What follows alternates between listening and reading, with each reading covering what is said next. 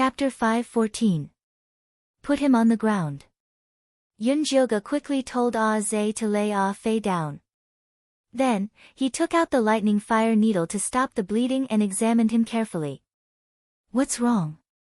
Zishang asked. We found the base of the knolls. We wanted to sneak in to check out the situation, but we didn't expect them to have the Naga's repeating crossbow. When we ran out, Hoodlum was injured by them. Ash blamed himself. If he had been more alert, Hoodlum would not have been injured. It's fine. There's no poison in the arrow. Just go back and rest. Yunjioge was relieved after examining Fei. Zhe, take Fei back. Zhe and strategist, take us to the Knoll's camp, Zishang said. Zhe didn't want to do this, but he didn't dare disobey Zishang's orders. He could only carry Fei away. Zhe, how are you? Do you want to rest before going? Yunjioge saw that Zhe didn't look too well. I'm not tired, but the Knolls just discovered us. If we go now, they'll be on their guard. Zhe frowned. Don't worry about that. Send us somewhere nearby, and we'll find a way in, Zishang said. Okay, we'll send you there. Zhe and strategist took Yunjioge and Zishang east. The ground was scorched black along the way. The stench of death was very strong. It was a barren land. There were no orcs living here anymore. Why were the Knolls still living here? Weren't they afraid of the stench of death? Even if they weren't, where would they find food? Yunjioge thought it was strange, but he couldn't ask Zishang while flying. He could only ask when he landed. We're ready. Fly low so they don't find us, Zhe said, lowering his body. Zishang let go and landed on the ground. He shouted to Yunjioge, jump. Yunjioge jumped into his arms. Another mile and we'll reach the Knoll's camp, Zhe said after landing.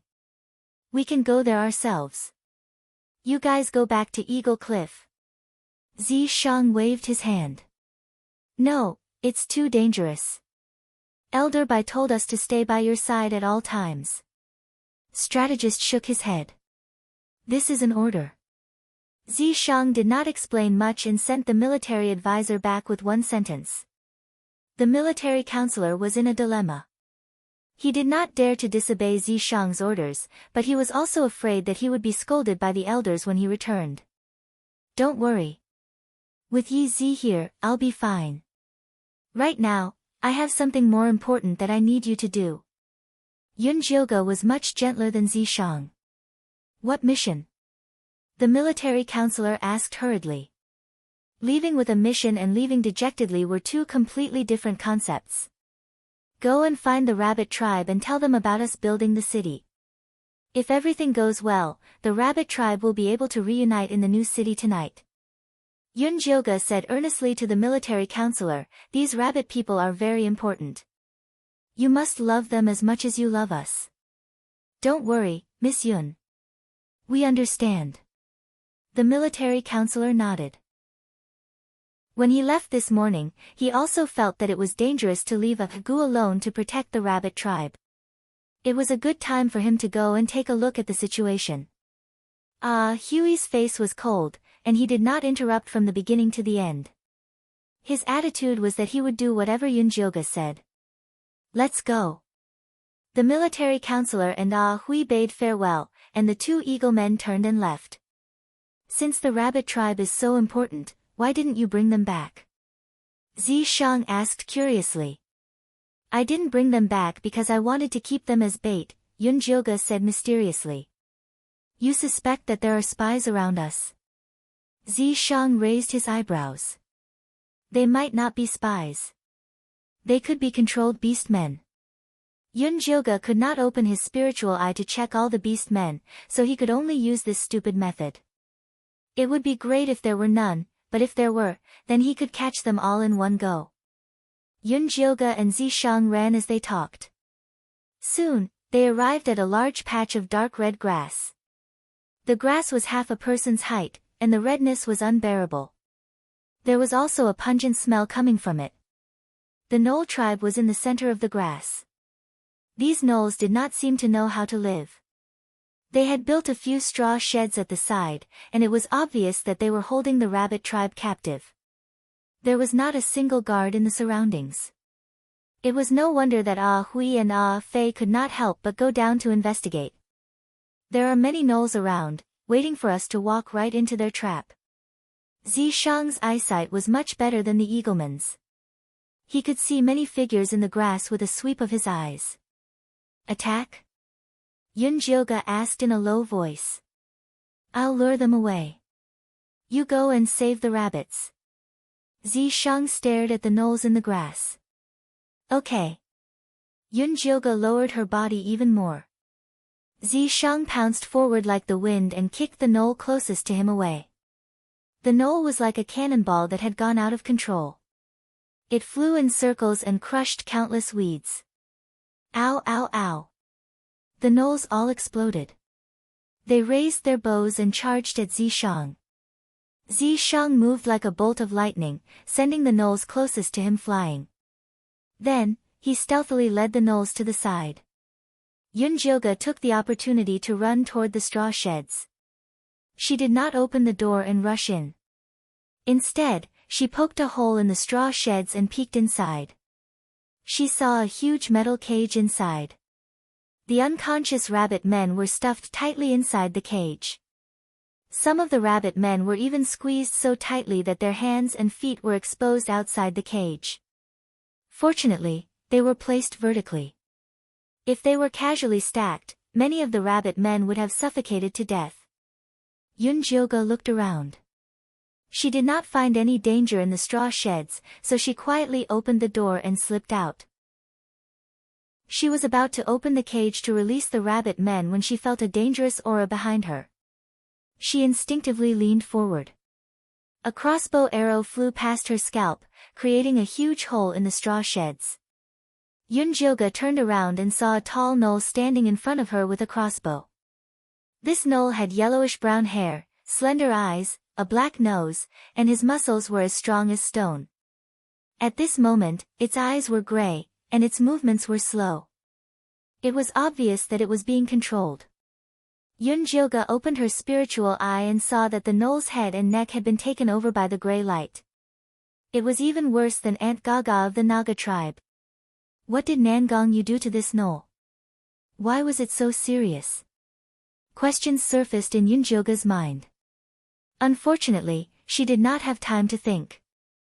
The gnoll had already thrown away the crossbow and pounced toward her. It was as fast as a spring, and its sharp claws appeared in front of her in an instant. Chapter 5:15. Seeing that the gnoll leader's claws were unavoidable, Yunjioga could only use his divine power to tie him up with his moon spirit threads. Unexpectedly, the gnoll leader struggled wildly and knocked the entire straw shed away. Weeds flew everywhere in the collapsed straw shed, and most of them fell onto the iron cage. The gnolls who were fighting Zishang heard the commotion and all turned to run toward the straw shed. Rows of crossbow bolts flew toward her, and many of them stabbed into the iron cage. Many rabbit men were injured in an instant. The injured rabbit men immediately woke up and roared in a frenzy, "Let us out!" The entire iron cage kept shaking, and more rabbit men were injured. Calm down. Yunjioga shouted at the rabbit men as he tried to control the gnoll leader. If the rabbit men were released in this crazy state, they would only die faster. Get out of the way. Zishang's black snake tail knocked out all the gnolls. Then he twisted his body and slithered to Yunjioga's side, breaking the tall gnoll's limbs. The tall gnoll fell to the ground, but even though his limbs were broken, he still crawled toward Yunjioga without fear of death. A cold light flashed in Zishang's eyes. He was about to twist his head off, but Yunjioga stopped him. He's completely controlled by the demonic chi. He can't do anything. Killing him is useless. Yunjioga took out a thunderfire needle and stabbed it at the gnoll's temple. Only then did he stop struggling. Zishang used the straw rope to tie up all the gnolls. Yunjioga checked them one by one and found that their heads had all turned gray, and the gray was spreading downward. Can these beast men be saved? Zishang could also see that these gnolls were more troublesome than before. It's difficult. Their heads are completely occupied by the demonic qi. Yunjioge shook his head. After the sea of consciousness was completely eroded, even if the demonic qi was expelled, only an empty shell would be left. These are the gnolls' crossbow bolts.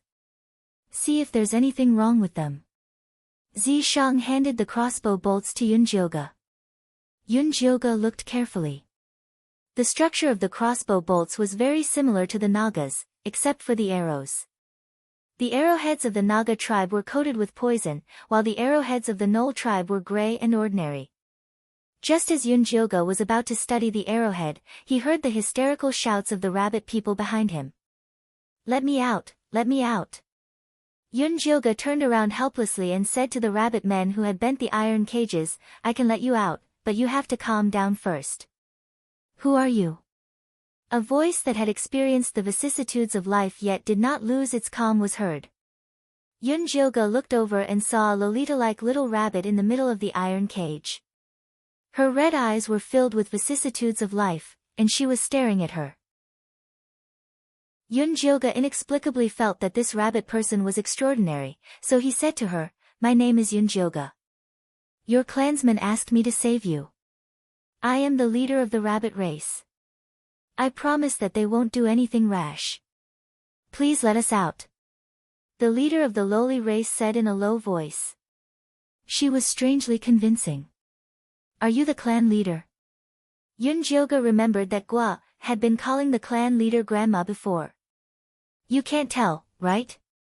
The leader of the lowly race laughed but did not explain anything. It seemed like this was a special disguise technique of the rabbit race. Indeed, I can't tell. I will let you out now. I hope you won't run around. Yunjioge opened the iron cage.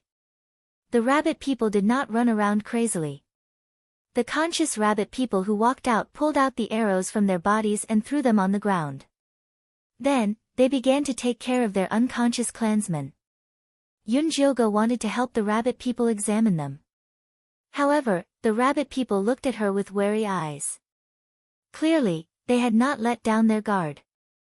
I am a spirit doctor. Only I can cure your poison, Yunjioge said to the leader of the rabbit people. Then please help me take a look. The leader of the rabbit people trusted Yunjioge. Clan leader. The other rabbit people were unwilling. The leader of the rabbit people waved her hand and took the initiative to walk towards brother Yunjio. Yunjioge reached out to take the pulse of the leader and found that their meridians had been sealed by a special poison. However, this poison was very light. It could be dispelled without using divine power. Clan leader, I will be inserting needles into your body to force the poison out. I hope you won't be nervous. Yunjioge took out the lightning fire and said to the leader of the rabbit people. No, who knows if your needles are poisonous? Before the leader of the rabbit people could say anything, a male rabbit people suddenly jumped out to stop her. This male rabbit people was very tall and handsome. Other than his white hair and red eyes, he was no different from a human. Demeng, don't be rude. Step down. Although the leader of the rabbit people looked like a lowly, she was very dignified. She stopped Demeng's rude actions with a glance. Unwillingly, Demeng retreated. Miss Yun, can the poison be cured immediately after the acupuncture? The leader of the rabbit people asked cautiously. If it goes smoothly, it will be cured immediately. Yunjioge nodded. This poison was not difficult to cure. Then I will leave it to you. Do you need me to lie down? The leader of the rabbit people asked cooperatively. There's no need. Just sit down. Yunjioge walked behind the leader of the rabbit people and used his hand to press on a few of her acupuncture points.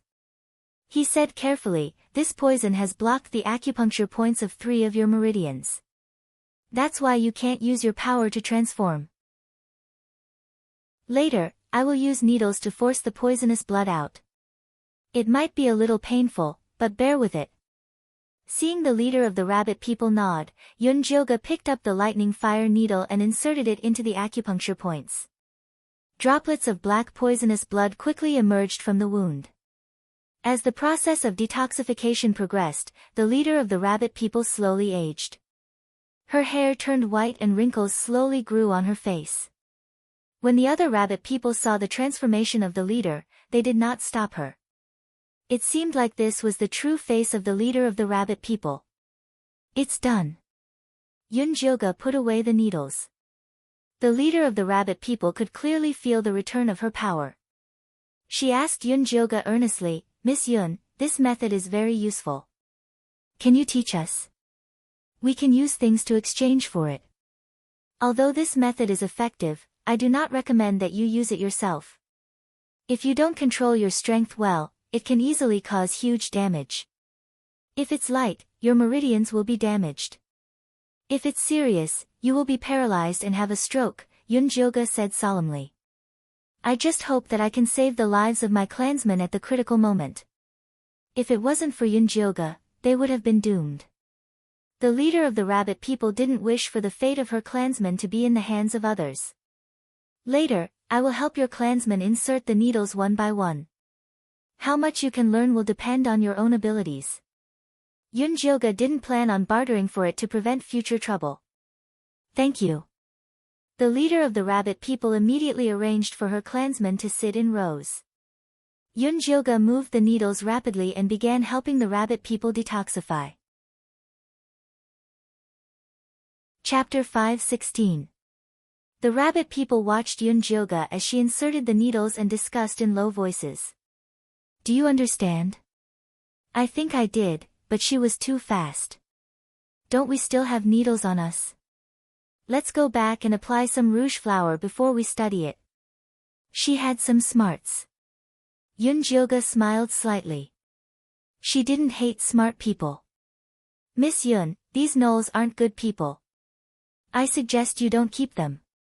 The rabbit leader saw the gnolls tied up like candied hawthorns.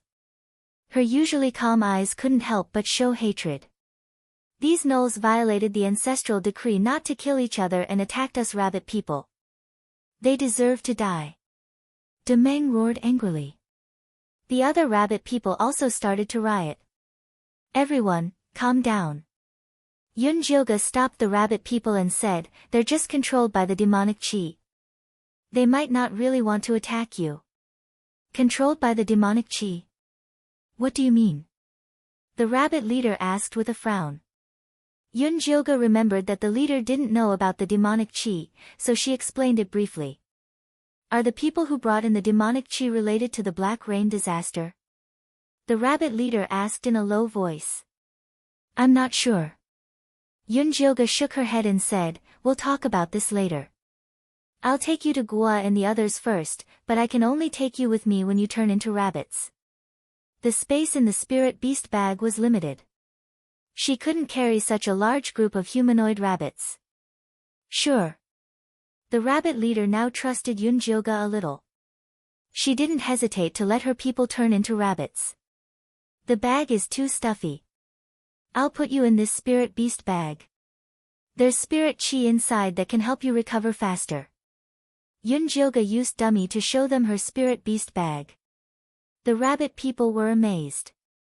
After trying it, they were all very satisfied with the spirit beast bag. Yunjioga finally dealt with the group of rabbits.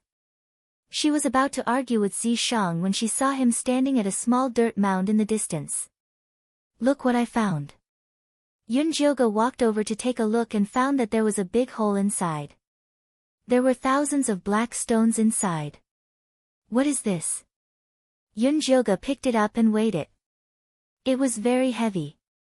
It wasn't an ordinary stone. It looked like iron ore. This is a common iron ore again. Once it's refined, it can be used as a weapon. Zishang had been wondering where he could get some ores to refine into a weapon. Now, the problem was solved. No wonder the gnolls would stay in this godforsaken place. They're here for these ores. Needless to say, Nangong, you must have asked them to collect them. This trip was not in vain. Hurry up and put them away. Zishang said with satisfaction. Yunjioga bluntly put away all the vanadium ores. let's go to the cliff. Yunjioga stored the knolls that had been controlled by the demonic chi at the bottom of the spirit beast pouch, then started running with Zishang.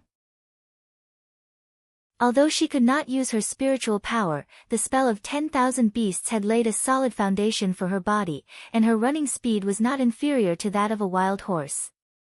After running for about an hour, Yunjioga and the others arrived at the cliff. They saw that the grass curtain hanging over the cave had disappeared, and the things inside were in a mess. It was obvious that someone had ransacked it. Yunjioga's heart tightened, and he hurriedly flicked his moon spirit thread into the cave. Zishang tapped lightly on the cliff wall a few times before floating in with Yunjioga. There were many bloodstains in the cave, mixed with gray feathers and white rabbit fur. Looks like the spy you mentioned has appeared. Zishang looked around the cave, then picked up the bloodstain in the corner and rubbed it. Even if there's a spy, aren't there still the military counselor and the others? How did they get killed so quickly? Yunjioga originally thought that with the eagle men and rabbit men around, the spy would not be able to get away with it. You'll have to ask them. Zishang looked at the bottom of the cliff. They're down there. Yunjioga followed Zishang's gaze and looked at the pitch-black bottom of the cliff. The bloodstains are going downwards, so they should be down there. Hold on tight. Zishang wrapped his arms around Yunjioga's slender waist and jumped down the cliff. The wind whistled past her ears. Just as she was about to fall, she flicked her moon spirit thread upwards to stabilize herself, then slowly descended. A thick smell of blood wafted from the bottom of the cliff. 2 figures were lying in a pile of rubble. Yunjioga went over to take a look and saw that the one in front was Egu. He was lying face down on the ground, and there were bloody holes on his back, which dyed both sides of his wings red. Behind Egu was the military counselor. He was lying on his back and looked like he still had some consciousness. When he saw Yunjioga, his mouth moved. He wanted to shout for help, but he could not make a sound. Don't speak. Yunjioga hurriedly used acupuncture to stop their bleeding. Then, she fed a few of the blood-staunching spirit pills and essence-nurturing pills that she had brought. The effects of the spirit pills were very obvious. The bloody holes on their bodies had stopped. Miss Yun, quickly go and save Gua, and the others, the military counselor said in a hoarse voice as he struggled to sit up. Who attacked you? Yunjioga asked. Yes, Ash. The military counselor's face revealed an extremely pained expression. He never expected that it would be his own people who would stab him in the back. Ah hui, how could it be him? Yunjioga was also greatly shocked. I don't know why he did that either. The military counselor recounted what had happened with great difficulty. When Ah Hui came over, there was nothing out of the ordinary. He even took the initiative to help the rabbit men fetch water and told them about the construction of the city. Just as they were talking enthusiastically, Ah Hui suddenly took out a sharp wooden spike and stabbed them in the back. Then, he used the lives of the pregnant Gua, and the little rabbit to threaten the rabbit men to leave with him. I'll send you back first before chasing after them. Yunjioga wanted to send the military counselor to the top of the cliff. No, quickly chase after them. We definitely cannot let Ah Hui send the rabbit men to the oracle. Otherwise, the eagle men race would not be able to atone for their sins even if they died 10,000 times. Alright, then I'll go chase after them first. I'll come back to pick you up later. Seeing that their injuries were still considered stable, Yunjioga did not say anything else. He threw out his moon spirit threads and headed to the top of the cliff. Treasure-seeking scorpion, do you still remember the scent of the rabbit man that was with you previously? Can you help me find it? Yunjioga released the treasure-seeking scorpion. That rabbit was captured by someone. Who is so evil as to actually attack a pregnant female? The treasure-seeking scorpion shouted angrily.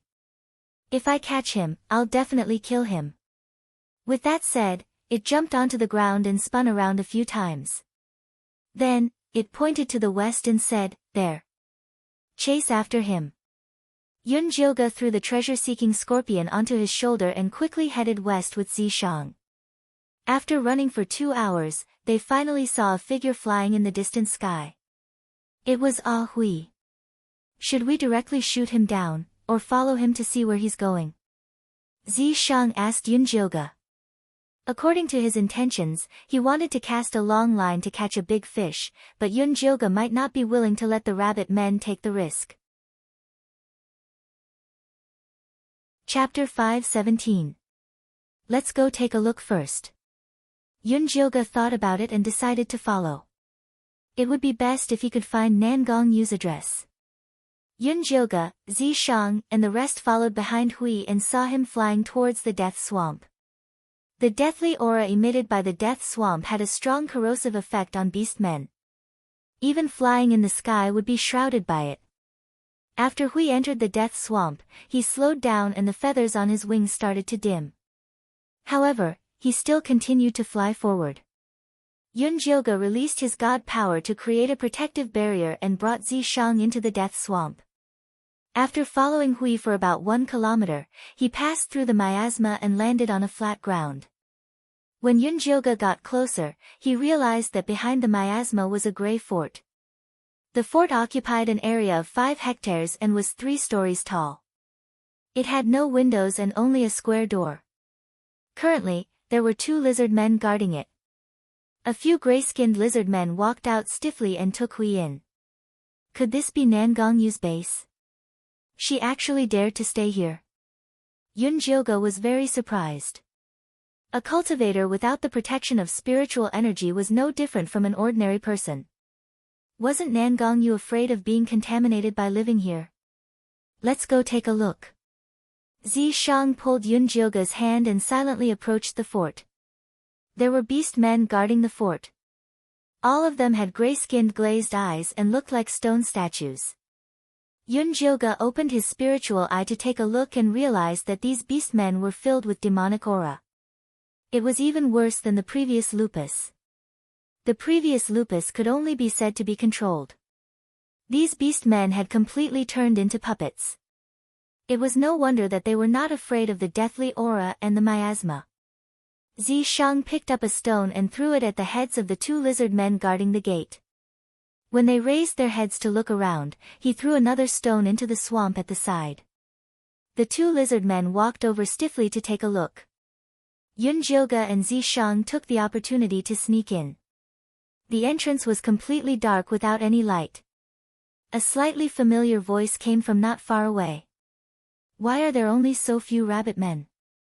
Yunjioge stretched his head out to take a closer look. The ones who spoke were the leopard youth and the lizard man who intercepted them when they entered the secret realm. In this lifeless place filled with puppet beast men, the 2 of them were strangely awake. Yunjioge opened his spirit eye and discovered that the 2 beast men were also covered in golden light that was protecting their sea of consciousness. The leopard youth's golden light shone on his chest, while the lizardman's golden light shone on his ears. It was more intense than the rabbitman's, but not as intense as Dummy's. Strange, since these 2 beast men had golden light protecting their bodies, why weren't they captured? Could it be that there was something special about them? The rest of the rabbit men must be with the gnolls. Do you even need to ask? The lizard man said. Alright, take these rabbits to the prison and put them there. The leopard youth handed the rabbits back to Ash and pointed the way for him. Carrying a big bag of rabbits, Hui turned around and walked out. Rabbits, I can only help you fight for this little bit of time. The leopard youth sighed. Stop talking nonsense, hurry up and report to the Lord. The lizard man said coldly. Sigh, let's go. Hopefully, we can make it out alive this time. The panther race youngster gave a long sigh before patting his chest. The golden light on his chest gradually extinguished and black gas filled his body. His skin turned gray and his eyes became lifeless, turning into a puppet. The lizard man rubbed his ears and put away the golden light. After turning into a puppet with the leopard youth, they slowly walked into the depths of the castle. I'll go with them to take a look, bring Ash and the rabbits back. Yunjioge gestured to Zishang. Can you do it by yourself? Zishang didn't agree. I'll just go and take a look, I definitely won't act rashly. Yunjioge felt that he was much more cautious than Zishang. All right.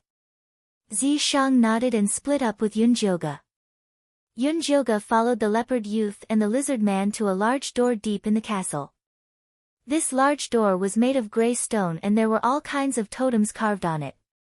There were also 2 monkey demon corpses guarding the door. Yunjioge's heart tightened when she saw the 2 monkey demon corpses. In this secret realm, only Chosen could have monkey demon corpses. These 2 monkey demon corpses had changed a lot compared to the outside world. They had giant sharp teeth, gray stone-like skin, and their bodies were releasing a thick death aura. Their cultivation bases were in the Golden Core realm. She didn't know how Chosen did this. Yunjioge's heart was filled with questions and she didn't dare act rashly. She saw the 2 monkey demon corpses look over the leopard youth and the lizard man before letting them in. The gray door was only opened enough for them to pass through, but it was a pity that Yunjioge couldn't see anything from her angle. She didn't dare take the risk of drawing away the 2 monkey demon corpses, so she could only silently wait. It was a good thing that the leopard youth and the lizard man quickly came out and then slowly walked outside. Yunjioge considered it for a bit before giving up on looking for Cho Senator. She turned around and followed the leopard youth and the lizard man. Seeing their sober appearance, they would definitely be able to give her a lot of information. At this time, a sharp alarm sounded in the castle. The leopard youth and the lizardman's gray light suddenly rose as they charged at the source of the alarm. Yunjioge's pupils shrank and she suddenly shot out a moon spirit thread to tie up the leopard youth and the lizard man. Then she quickly put them into her spirit beast bag. Let's go. Zishang quickly ran over to Yunjioge with Ah Hui on his shoulder. Behind him was a large group of beastmen puppets. Countless crossbow bolts were shot at him, but they were all sent flying by his sleeves. Put them away. Yunjioge threw the spirit beast bag to Zishang and followed him outside. What happened? There was a monkey corpse with a keen sense of smell in the prison and I was accidentally discovered by it. Zishang felt that he was really unlucky. He had knocked Ah Hui unconscious and was about to go find Yunjioge, but he never thought that he would be discovered by a monkey corpse with a giant nose. Although he had knocked out the monkey corpse with his tail, it still triggered the alarm. I followed those 2 beast men inside and found 2 Golden Core realm monkey corpses. Yunjioge described the appearance of the 2 corpses. It seems like the ones inside are either Chosen or Nangongyu. Should we go find them? Zishang was a bit moved. Save it, can you beat them? Yunjioge said as he sent a leopard puppet flying. Who says this venerable can't beat them? Zishang was a bit dissatisfied. Yunjioge was looking down on him too much. Alright, fighting alone isn't your style. You should go back and gather the Beastman army to crush them. Yunjioge comforted him. Good idea. Zishang threw Yunjioge onto his body and his lower body turned into a black snake tail, sending countless beastmen flying. Chapter 5:18. The monster monkey corpses are here, let's go. Yunjioge turned his head to look behind him and saw 2 Golden Core monster monkey corpses charging over with spears. The death aura on the spears was very terrifying. Help me, I'll directly leave the death swamp. Zishang's tail smashed the wall and he jumped out of the castle, instantly arriving at the edge of the death swamp. Yunjioge covered Zishang in a layer of golden light, isolating the death aura outside. Zishang jumped into the death swamp and with a twist of his tail, he flew out like an arrow. There were several fast beast puppets that chased after him, but they immediately sank into the swamp. The monster monkey corpses looked at Yunjioge and Zishang flying away, pounding their chests as they let out angry roars. Behind the gray stone door, Chosen, who was studying the golden beast puppets, looked up when he heard the commotion. He called the monster monkey corpses in and after communicating with them, he found out that a woman and a snake person had come in to cause destruction. Yunjioge, right? Chosen suddenly laughed, his left eye was dark and strange, so what if you are the reincarnation of a goddess? No one can stop our otherworldly demon race from starting a great journey. After Yunjioge and Zishang charged out of the death swamp, they wildly ran for another hour.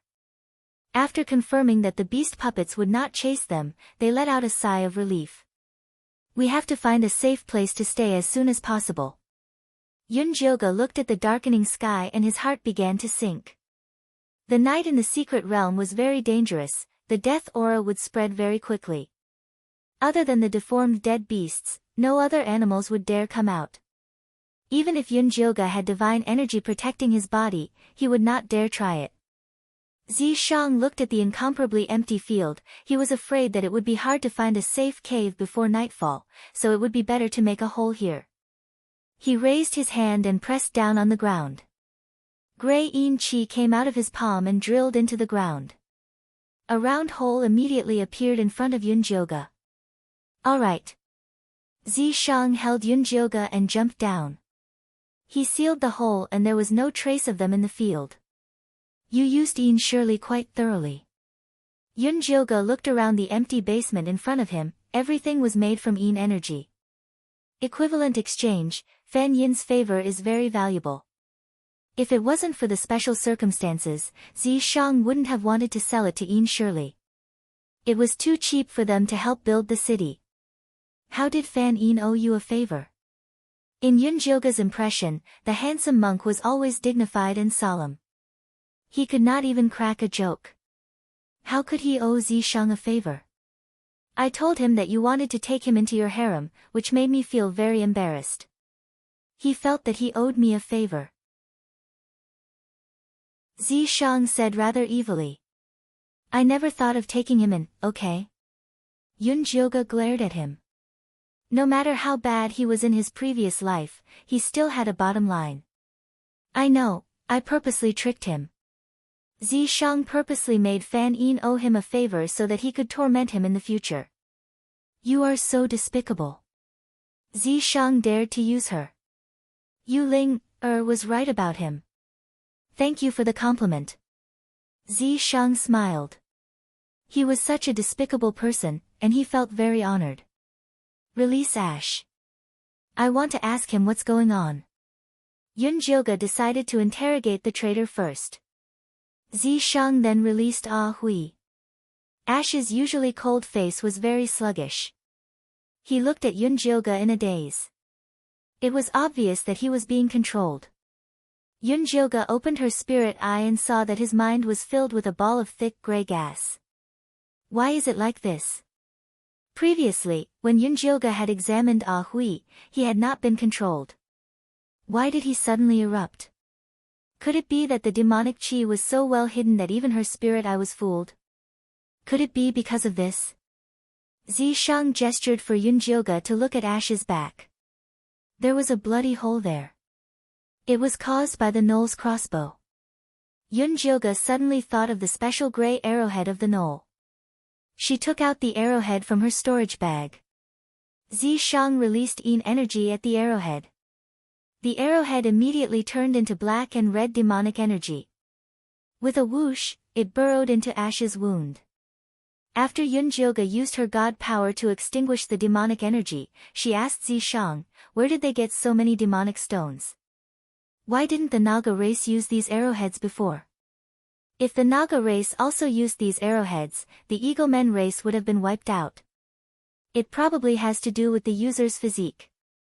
The gnoll is already a puppet, so it can make use of the demonic stones. However, the demonic stones shouldn't be able to turn the beast men into puppets. They must have used other methods, such as the Gaga grass, to turn the beast men into puppets. Only then can they make use of the demonic stones. Zishang gave his conjecture. It's getting more and more troublesome. Yunjioge sighed. She kept Ash in her spiritual beast bag and released the leopard youth and the lizard man. These two were even more wooden than Ash. Their bodies were covered in gray gas, just like the gnoll. If Yunjioge hadn't seen them speak, she would have thought that they had become puppets. She injected her god power into the chests of the two beast men. The two beastmen's bodies glowed with a golden light, slowly dispersing the demonic energy in their heads. Then, they opened their eyes. "It's you." The leopard youth instantly recognized Yunjioga. "Where is this?" The lizard man looked at the earthy yellow basement warily. "It's safe here." "You've already escaped from the death swamp," Yunjioga said calmly. Zishang hid her breath and hid in the shadows. "You rescued us?" The leopard youth had a look of disbelief. This woman could actually pass through the death swamp and Grey Castle. She was too powerful. "That's right. What are your names? Why did you go to Grey Castle? What happened there? What's behind that patterned door?" Yunjioga fired off a barrage of questions. The leopard youth glanced at the lizard man. When he saw the lizard man nod, he slowly said, "I'm Flowery, and he's Big Ear. We were captured and brought to Grey Castle. Behind the door is a man called Cho Sr. It turned out that Xiaohua and Big Ear were the first batch of beastmen to seek refuge with the Oracle. After receiving the Oracle's order to capture Yunjioga, they had been loitering at the entrance of the secret land. After Yunjioga escaped with Dummy that day, they planned to go back and report to the Oracle. They didn't expect to be recruited by Chosen to come to the Death Swamp and help him capture beast men who could transform into beasts. "Is the Chosen you're talking about a man who looks like a 5-year-old child?" Yunjioga asked. "No, Chosen is a tall and handsome man who looks very gloomy and scary." Big Ear shook his head. "Did Chosen lift the curse?" Yunjioga thought for a moment, then asked, "Why did Chosen capture beast men who can transform into beasts?" Chapter 5:19. He kept those beast men in cages behind the door and drank their blood every day. Little Blossom shuddered at the thought. "You too can transform too. Why doesn't Chosen drink your blood?" Yunjioga was confused. These two beast men were definitely high-quality products. "How do you know we can transform?" "You're wrong. We can't."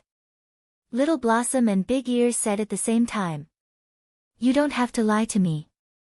My eyes can see the golden light on your bodies."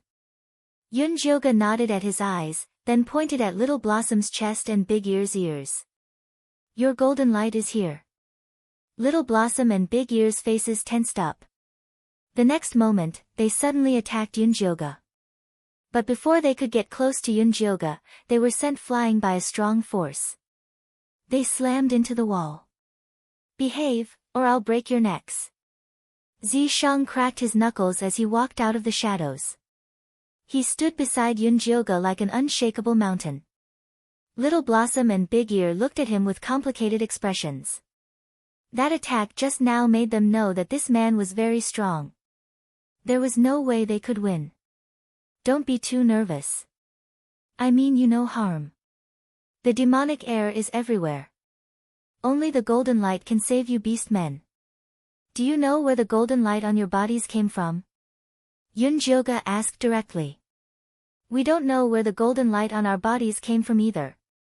Little Blossom and Big Ear shook their heads at the same time. After he and Big Ear were intercepted by Chosen and brought to the Death Swamp, Chosen injected magic stones into them and turned them into gray puppets. These gray puppets were very strong and did not fear death, but they could not use magic stone tools. The second day after Little Blossom and Big Ear became puppets, they awoke to the golden light and regained consciousness, so he could not provide any useful clues. "If you think of any clues, tell me immediately." Yunjioga did not expect Little Blossom and Big Ear to immediately tell him the secret of the golden light. If they knew where the golden light came from, they wouldn't be so weak. They would at least be at Dummy's level. "Yes." Little Blossom and Big Ear quickly nodded. "How are your people now?" Yunjioga wanted to bring them to the city that Zishang built. "There might be other people with golden light." "My people are still in their original camp," Little Blossom said. Little Flower could guess what Yunjioga was thinking. He immediately said, "I am willing to represent them and be loyal to you. You just need to give them a safe place to stay." The Oracle looked at them like they were ants, but Yunjioga was calm. The divine emissary looked at them as though they were ants, but Yunjioga's gaze was calm. Lady Yun, I am also willing to serve you on behalf of the lizard men tribe. The conditions are the same as the leopard men tribe, Big Ear said solemnly. I agree, Yun said. We can. You. And, Little Blossom said, you. But we only have 2 hours of conscious time every day. Little Blossom smiled bitterly and pointed at his chest. The golden light there was fading. Me too, so I have no choice but to ask you to send someone to pick them up. This is a token from the chief. You just have to show it to my people, and they will follow you. Big Ear took off a black leather rope hanging from his chest. There was a series of gray scales hanging from it. Big Ear bit his index finger and smeared the blood on the scales. The gray scales immediately turned blue. Little Blossom took off his bracelet. There was a white tooth on it. He rubbed his blood on the tooth, too. The tooth turned black. Don't worry. I will send the eagle men to pick them up, Yunjioga said, taking their tokens. Thank you, Yunjioga. Little Blossom and Big Ear thanked him. Oh, I have one more thing to ask you. Yunjioga told her about the gnolls, then took out the arrow made of magic stones and asked, do you know what's going on? Xiaohua picked up the magic stone arrow and looked at it carefully. He said, I remember that the oracle appeared in the gnoll tribe. The gnolls worshipped the oracle very much. Then, they got sick. The oracle gave them gaga grass to cure them. They volunteered to go to the grasslands to collect iron. I don't know what happened after that. It seemed that the prerequisite to consuming the demonic gaga grass was to worship Nangongyu. Yunjioga nodded to himself. If that was the case, then it made sense. Apart from Cho Sen, did you see anyone else with the oracle? Zishang asked. No. Actually, we have never seen the god messenger's true face. She always wears a big white cloak, and her face is covered with a veil. Little Flower's voice was getting weaker and weaker. His face was gray, and he became a puppet again. Yunjioga put Little Blossom and Big Ear into the spirit beast bag. She asked Zishang, I wonder how Nangong Li and Bailey Moyun are. She had a bad feeling. No matter what happened to them, they asked for it. They chose to believe Nangong Yu and not them.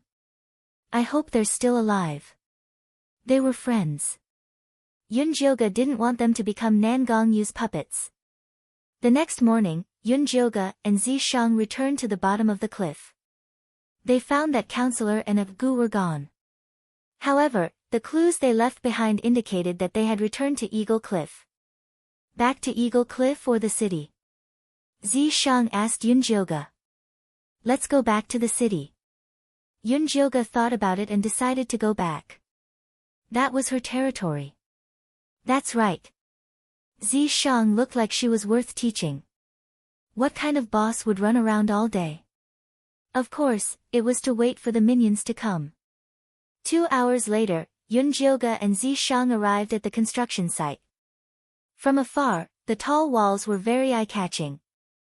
They could see the eagle people moving around the small mountain in the middle. There were also many snake people helping to build houses by the walls. Elder Bai and Meng thought that Zishang would need a long time to build the city. They didn't expect it to be done in just a few days. The two races immediately came over to take the position. Lady Yun, you're back. Ah Zhe saw them from afar and rushed over. Oh, right, how are Counselor and Abgu? Yunjioga asked. They're fine. They're recovering at Eagle Cliff. Did you catch Hui, that traitor? Ah Zhe asked excitedly. I did. Are Elder Bai and Meng here? Yunjioga asked. They're all in the mountains. I'll take you there. Ah Zhe said. No need. Go back and tell Elder Bai and Meng to gather all the orcs. I have something to say to them. Yunjioga decided to gather everyone and tell them about the gnolls. Okay, I'll go now. Ah Zay flapped his wings and flew back. Chapter 520. Yun Jioge was just about to enter the city when Zishang pulled her hand and pointed to a stone tablet not far away. He smiled and said, "Yin surely is quite considerate." Yun Jioge followed his line of sight and saw a huge stone tablet at the city gate with two majestic words written on it, Cloud City. "I didn't build this city. It should be called Purple City." Yun Jioge felt that she had stolen Zishang's credit.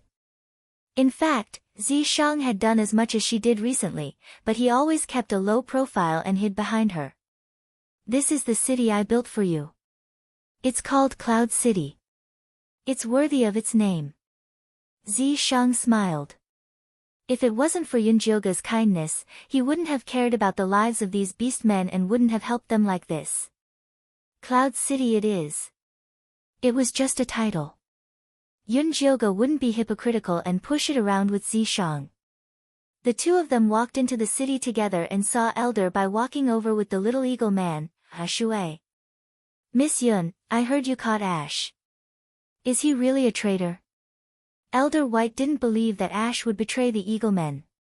However, if Ash really did something wrong, he hoped to settle it privately. Aqua didn't speak. He looked at Yun Jioge with his light blue eyes. If Ash was really determined to be a traitor, the traitor's child would have a hard time in the future. "That's right, Ash didn't betray you. All of this was caused by God's messenger. Later, I will explain this matter clearly in front of everyone." Yun Jioge touched Aqua's head and gave him a cherry pill. "Thank you." Aqua's eyes lit up when he saw this beautiful pill. He decided to give it to his father. "That's great. Oh right, the bull-headed and centaur tribes have come to us. They're in the plaza now." Elder White was completely relieved. He knew the eagle men wouldn't have cowards. They've all moved here.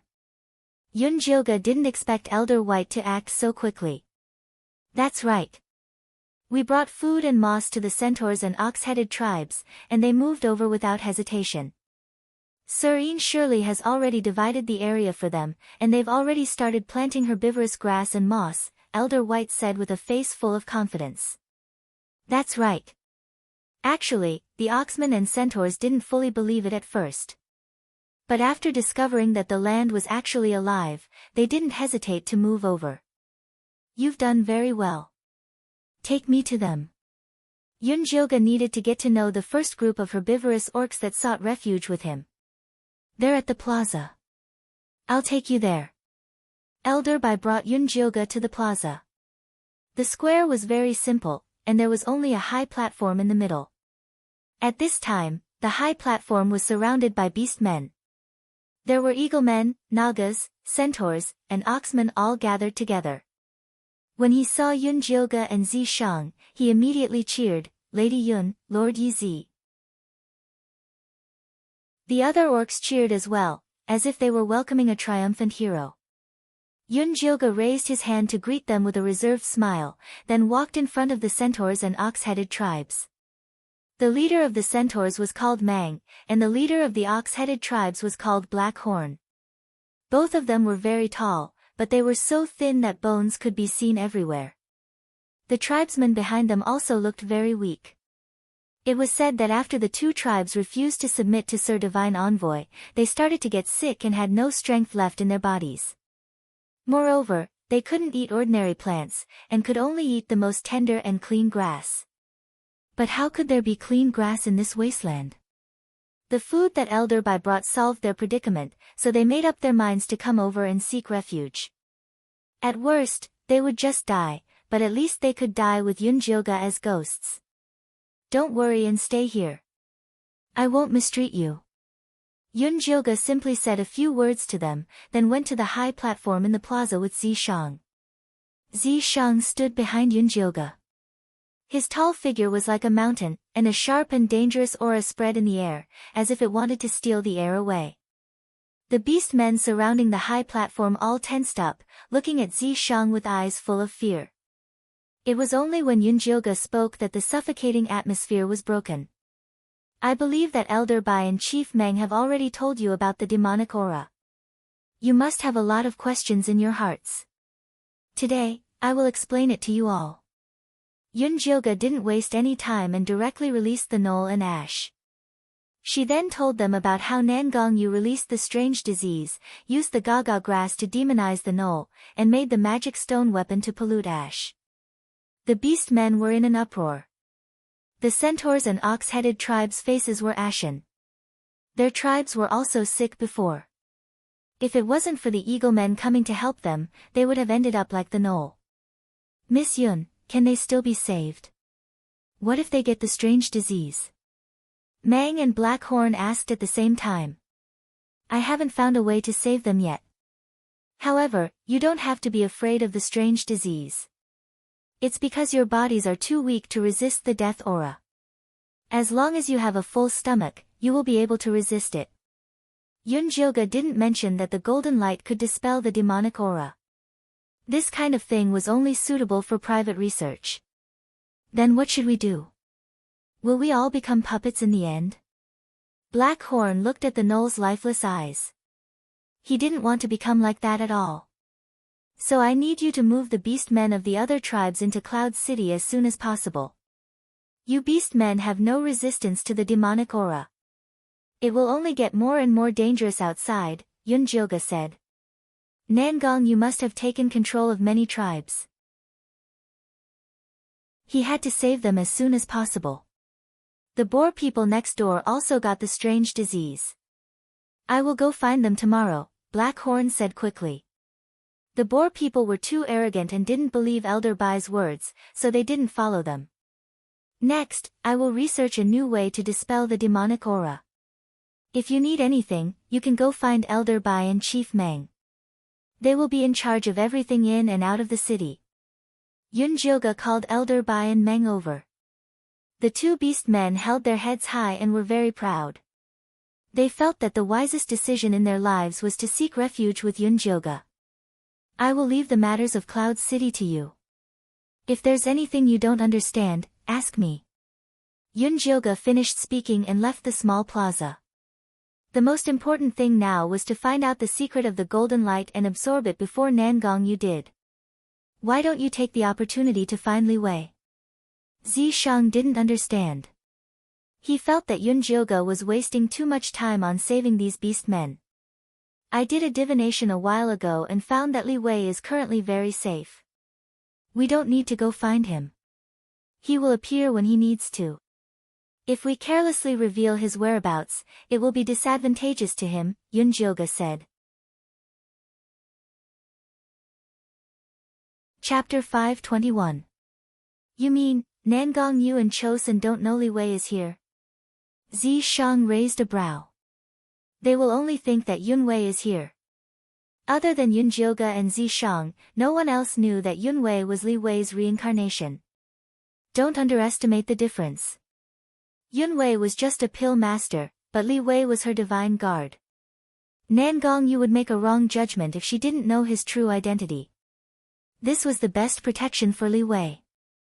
If Yun Jioga went to find Li Wei openly, it would help Nangong Yu set a direction. I see. Zi Shang was very confident in Yun Jioga's divination skills. Yun Jioga and Zi Shang came to an empty house and let Gua and the rabbit elder out. He wanted to check if they were injured. However, the rabbit elder said angrily, "You lied to us." I didn't. You should have heard what I said at the square. We didn't capture you on purpose. Yun Jioga felt helpless. These rabbits were really sensitive and suspicious. The slightest movement could make them flip out. You said you would save our people. Where are they now? The rabbit elder pressed. Here. Yun Jioga let the rabbit leader out. Leader.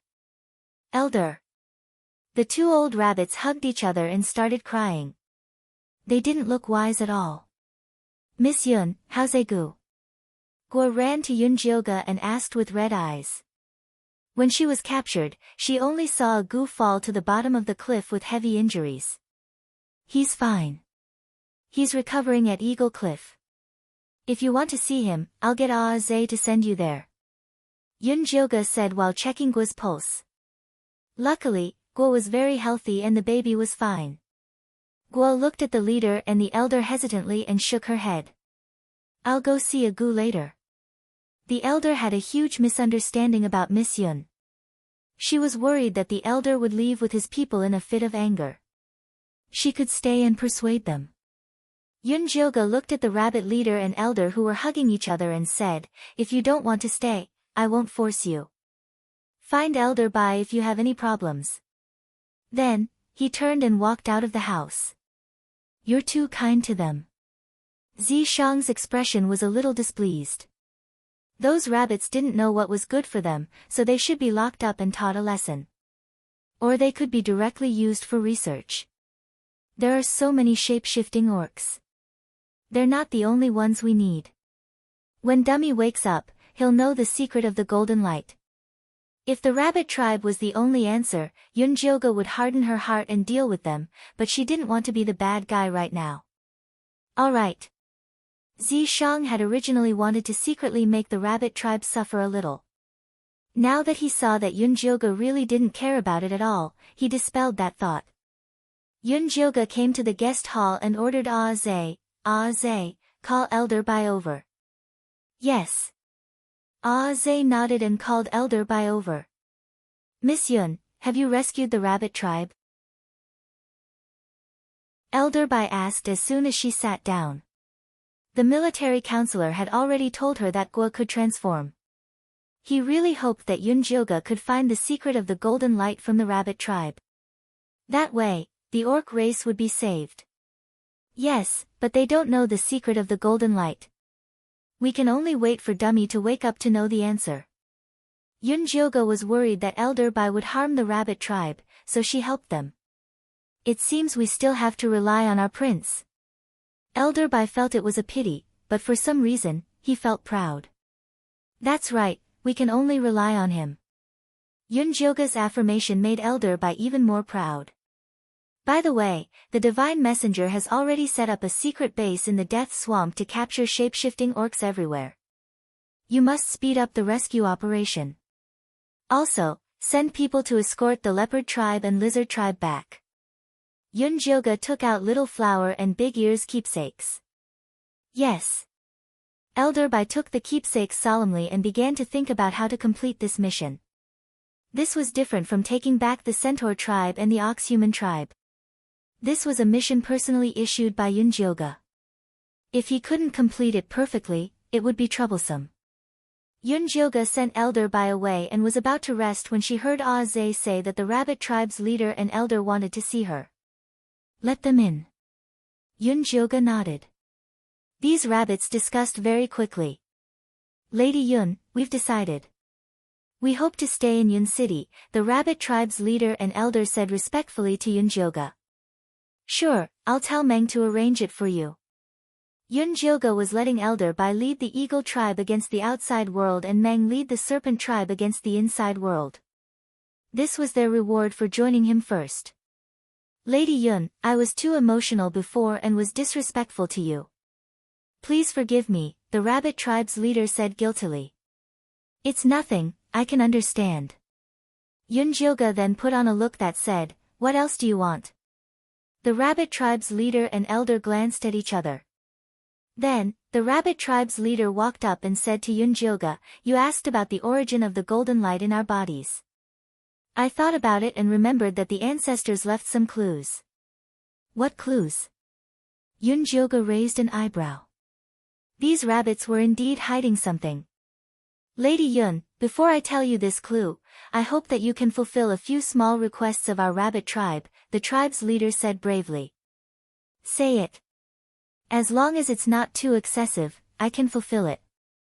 Yunjoga didn't dislike the rabbits' petty thoughts as long as they didn't go overboard. First, I hope that you can choose a suitable base in the city, the tribe's leader said carefully. You can only choose a base that hasn't been occupied. Yunjoga wouldn't chase away other beastmen for them. Of course, the tribe's leader said hurriedly. Alright, what's the second request? Yunjoga saw that the tribe's leader didn't look like an idiot. He probably wouldn't make any ridiculous requests. Second, I hope that you can accept Demeng as your guard. He's the strongest warrior of our rabbit tribe and also the fastest beast man in transformation.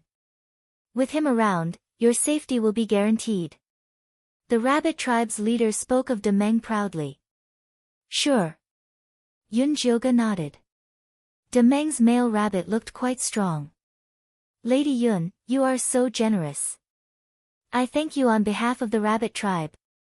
The rabbit tribe's leader knew when to stop. You only have these 2 requests. Yunjioge was very surprised. These were just 2 small requests. Even if they didn't use the clues about the golden light, she would still agree. Chapter 522. Yes, that's all. The leader nodded. Of course, she wanted more, but greedy rabbits didn't make people like them. I can give you 2 more requests. Tell me when you think of them. Yunjioge didn't want to take advantage of these 2 rabbits. Thank you for your kindness. The leader of the rabbits was happy. She knew Yunjioge was a generous person. She wouldn't lose out if she followed him. Okay, now tell me what the clue is, Yunjioge said. It's blood, the leader of the rabbits said seriously. Blood? Yunjioge immediately thought of what Little Flower had said. Chosun had captured the orcs and locked them in cages to drink their blood.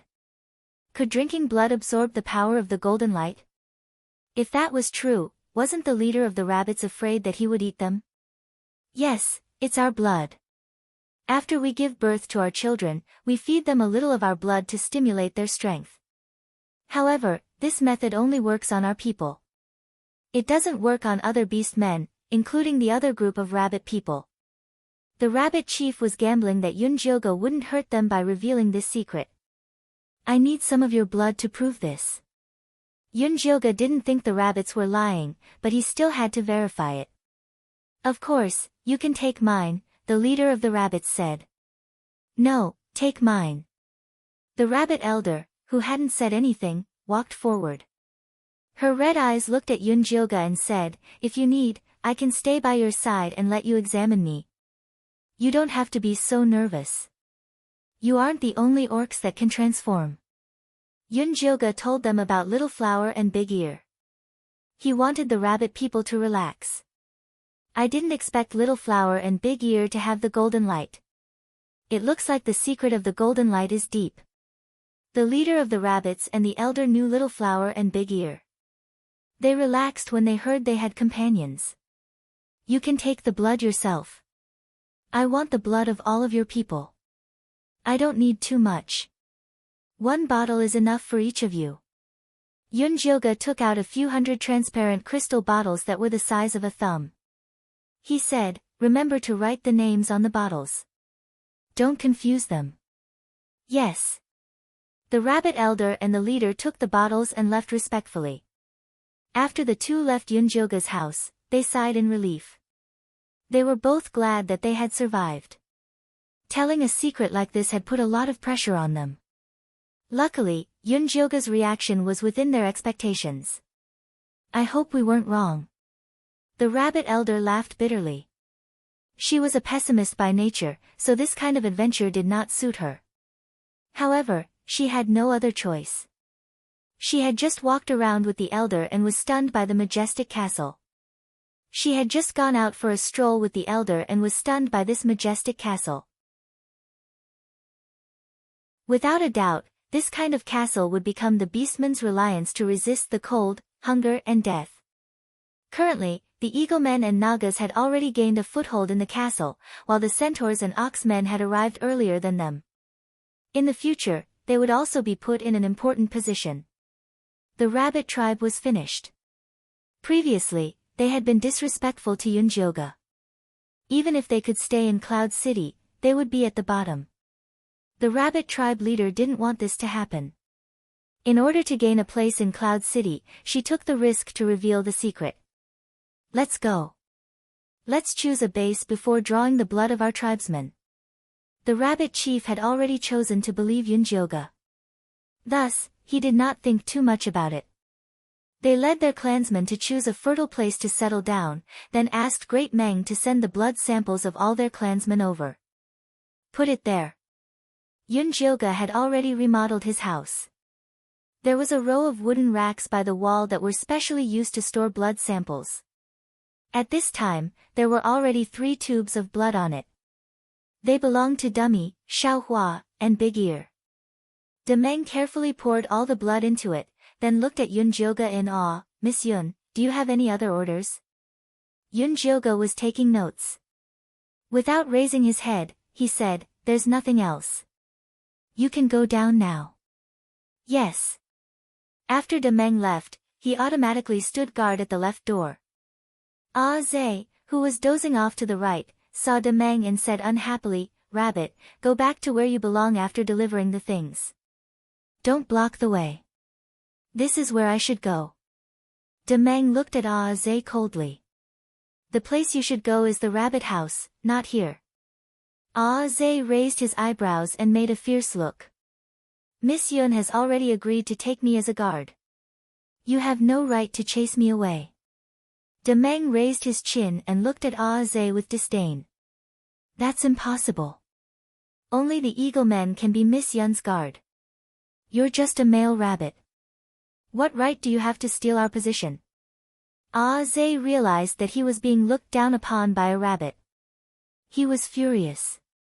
They had fought with the Naga several times to get the position of guard. Because I can defeat you, Demeng said in a low voice. Before coming, the chief told him that he didn't need to hide his power. He had to let Miss Yun see his value. Ha, a rabbit dares to say that he can defeat me? Ah Zhe thought this male rabbit was crazy. If you don't believe me, come and try. Demeng showed a provocative expression. I'll beat you to death. Ah Zhe immediately flapped his wings and charged at Demeng. His fist brought with it a sharp sound of wind. Demeng rolled on the ground and dodged to the side. Little rabbit, how come you're down before I even hit you? Ah Zhe laughed. Just when he was about to give Demeng a lesson, he felt a pain in his chest. His body flew out involuntarily. Demeng jumped up from the ground and chased after Ah Zhe with extreme speed. His fists landed on Ah Zhe's body, pressing him to the ground and beating him up. The orcs who passed by surrounded them and cheered as they watched the commotion. Ah Zhe, aren't you an eagleman? How come you're beaten up like this by the rabbit men? Ha ha ha, rabbits used to be the food of eagles. Now it's the other way around. Elder Bai heard the commotion and rushed over. Seeing that Ah Zhe was beaten black and blue, he was about to go up and stop him. Don't move. Yunjioge stopped Elder Bai. She had heard the commotion and came out. Miss Yun, if you continue, Ah Zhe will go crazy. Then, that male rabbit will be in danger, Elder Bai said urgently. Ah Zhe will go crazy. What does that mean? Yunjioge's heart jumped. Don't think that Ah Zhe looks dumb and easy to bully. When he's really angry, he's very scary. Elder Bai hurriedly recounted Ah Zhe's past. Chapter 523. His parents passed away when he was very young, leaving his brother, who was 3 years younger than him, to depend on each other. The tribe would distribute food to them regularly, but it wasn't enough to fill their stomachs. One day, Ah Zhe saw that his brother was very hungry, so he sneaked him out of Eagle Cliff to pick fruits. He didn't expect to enter the territory of Gale wolf rabbits. Gale wolf rabbits were mutated species. They looked like rabbits but were crueler and more ferocious than wolves. The Gale wolf rabbit tore Ah Zhe's brother apart and swallowed him. At the time, Zhe was only 10. When he saw his brother get killed, he suddenly went crazy. Not only did he kill the rabbits, but he also injured the people who went to find them. Later on, the old tribe leader personally brought him back. Elder Bai still had lingering fear when he talked about the past. Ah Zhe, who was covered in wolf blood, was as scary as a demon. Although he returned to normal after waking up, he would lose control when he saw the Gale wolf rabbit. He would even be very aggressive when he saw the rabbit race. It wasn't until Agu's rabbit companion, Gua, appeared that his hostility toward the rabbit race decreased. But now that he was being suppressed by Demeng, he might very well go crazy. It would be too late to stop him. Was the golden light the reason for Aze's madness? Yun Jioge was still mulling over this problem when he heard Zi Shang say coldly, "Ah Ze, it was because you were too useless that your brother was killed by the Gale Wolf Rabbit." "What are you talking about?" Zi Shang was clearly rubbing salt on Ah Ze's wound. Yun Jioge wanted to beat him to death. Ah Ze, who was waving his fists randomly, immediately froze when he heard Zi Shang's words. Demeng flipped away from Ah Ze. He just wanted to prove his power. He didn't want to hurt others. "Ah Ze, are you okay?" Elder Bai asked worriedly. Ah Ze looked up. His eagle eyes were eerily red. He let out a shrill scream and leaped toward Great Meng crazily. Demeng blocked with his hand but felt his arm was about to break. He couldn't help but fly back. He quickly steadied himself and counterattacked, punching at Ah Ze's ribs. Ah Ze dodged to the side and fought with Demeng. "Hurry up and open your spirit eye to check," Zi Shang urged Yun Jioge. "I already opened it." Yun Jioge opened his spirit eye and found that Ah Ze's golden light was like a burning flame. The fuel was his life force. "Quick, capture Ze," Yun Jioge said urgently. If this continued, Ze would really go crazy. Zi Shang immediately stopped Ze. Ze struggled with all his might, almost flipping Zi Decease's sword over. Yun Jioge flicked out his moon spirit threads and tied him up. Then, he quickly pricked him with needles to let out his blood. Ze's meridians were blocked. The golden light gradually faded, but he was unconscious. "Is Ze okay?" Elder Bai quickly came over. "I'm fine. I just need to rest for a few days." Yun Jioge stood up and looked at Demeng. "You're injured. Do you want to go back and rest?" "No need, it's just a superficial wound." Demeng shook his head. The golden light on his body could heal wounds. Ah Ze was strong, but he didn't deal a fatal injury to him. "That's good." Yun Jioge took Ze in to get his blood drawn and let Elder Bai send him back to Eagle Cliff. At this time, Yun Jioge had already received 4 blood samples and placed them on the wooden shelves. The Leopard Men race and the Lizard Men race each took charge. The Eagle Men race had 2. The Rabbit Men race had 500. The blood samples of the 4 races were clearly different. The Leopard Men and Lizard Men races' blood was a little gray. It looked like they were slightly infected by devil chi. The Rabbit Men race's blood was very light. Some of it might have been absorbed by their bones, skin, and flesh. Ze's blood was fiery red. This was a special characteristic of his berserk race. Dummy's blood was the brightest. It was golden and warm. It was also the thickest of all the blood samples. Yun Jioge tried to put the Rabbit Men race's blood together with the Eagle Men and Leopard Men race's blood. There was a violent collision between the two. In the end, they melted into a pool of blood. If their blood is incompatible, why did Chosun suck their blood? Zi Shang asked. Maybe he's practicing some technique that can counteract this effect. Yun Jioge guessed. Looks like I still have to drag him out of Grey Castle and ask him. Zi Shang rubbed his chin. He was thinking about how to attack Grey Castle. First, you have to get rid of the death chi and miasma. This Feifei can help. Second, you have to get rid of the puppet orcs. This is a little troublesome, Yun Jioge analyzed. Because the puppet orcs were not afraid of death or pain. Ordinary orcs could not do that. Grey Castle should have many magic stone tools. Ordinary orcs could not resist them. In the current situation, we can only make the orcs awaken the golden light as soon as possible. If we can awaken a golden light orc army, then attacking Grey Castle will not be a problem. Zi Shang thought for a while and said, so far, it seems that there are 3 ways to awaken the orcs. First, blood inheritance. Second, the death of a loved one. Third, life and death. We just have to simulate these three situations and throw the orcs in. Then, we can harvest a large number of golden light orcs. This is just a hypothesis. We can't test it before we are sure. Yunjioge glared at Zishang. This was the key to conquering the orc tribe. What if they were scared away? Then I hope you can test it as soon as possible. Time is limited. Chosen and Nangong, you will not sit still and wait for us to catch up. Zishang shrugged. Instead of boasting to me here, why don't you go and help Elder Bai and Meng? The more orcs you gather, the closer we will be to the golden light. Yunjioge said as he pushed Zishang out of the door to prevent him from causing trouble. After driving Zishang out, Yunjioge called Meng over. Miss Yun, what can I do for you? He looked at Yunjioge fervently. Elder Bai had been summoned many times, and even the rabbit tribe leader had come once. However, he had not been summoned even once. He was really worried that the Naga tribe had fallen out of favor.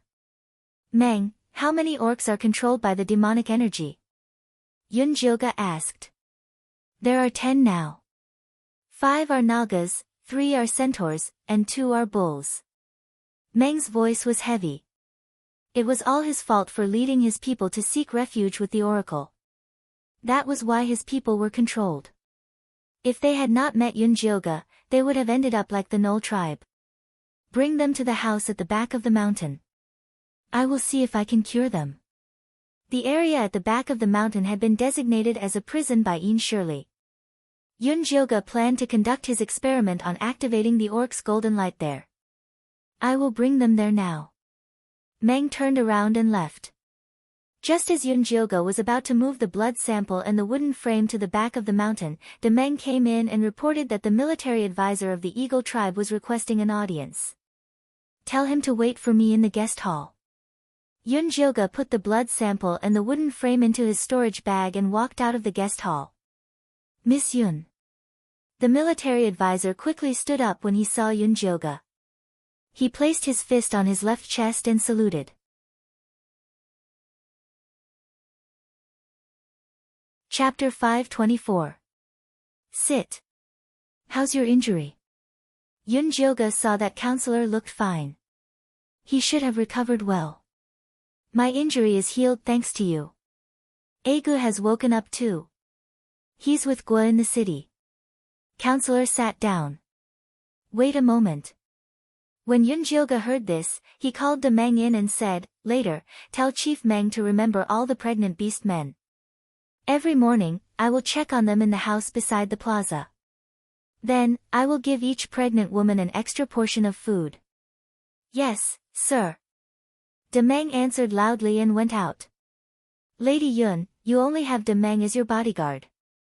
I'm afraid it won't be enough. Why don't I send Ah Ping and Ah Fei over? The military advisor asked carefully. No need.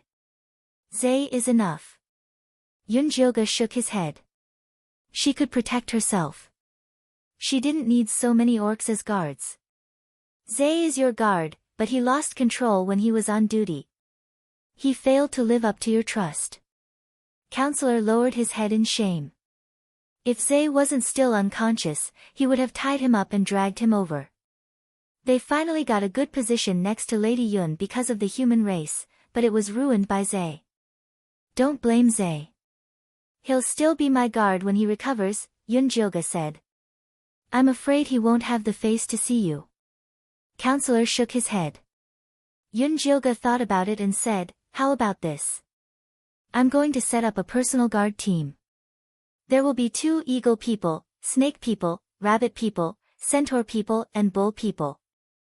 Zai will be the captain and Aman will be the vice captain. What do you think?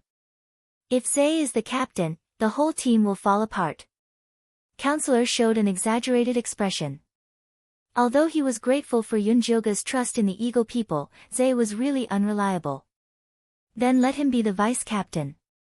Yunjioge smiled and said, I recently discovered some clues that might be able to stimulate the golden light in an orc's body. Do you want to investigate it with me? The military advisor was quite smart, and it would be good to have him as an assistant. It's my honor. Counselor suppressed his excitement and bowed to Yunjioge.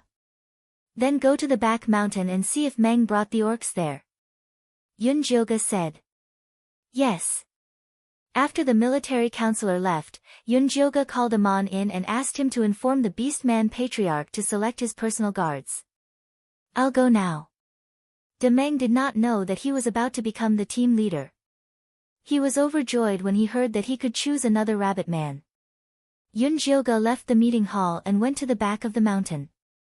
There was a large wall at the back of the mountain, and inside it was a low gray prison cell. The prison had 2 floors, and there were more than 10 small cells on the ground. The dungeon was used to hold important people. Yunjioge pushed the door open and walked into the cell. He saw that Meng and the military advisor had already placed the out-of-control orc in a large cell. Among the Nagas were Aunt Gaga and 4 middle-aged female Nagas who used to plant the Gaga grass.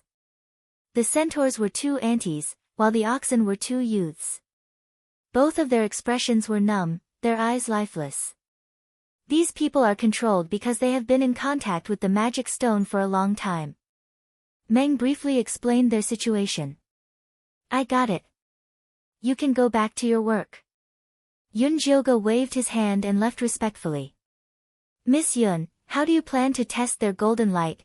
The military counselor asked excitedly. Based on my research, there are 3 ways for orcs to awaken their golden light. First, it's through blood inheritance. Second, it's the death of their loved ones. Third, it's a matter of life and death.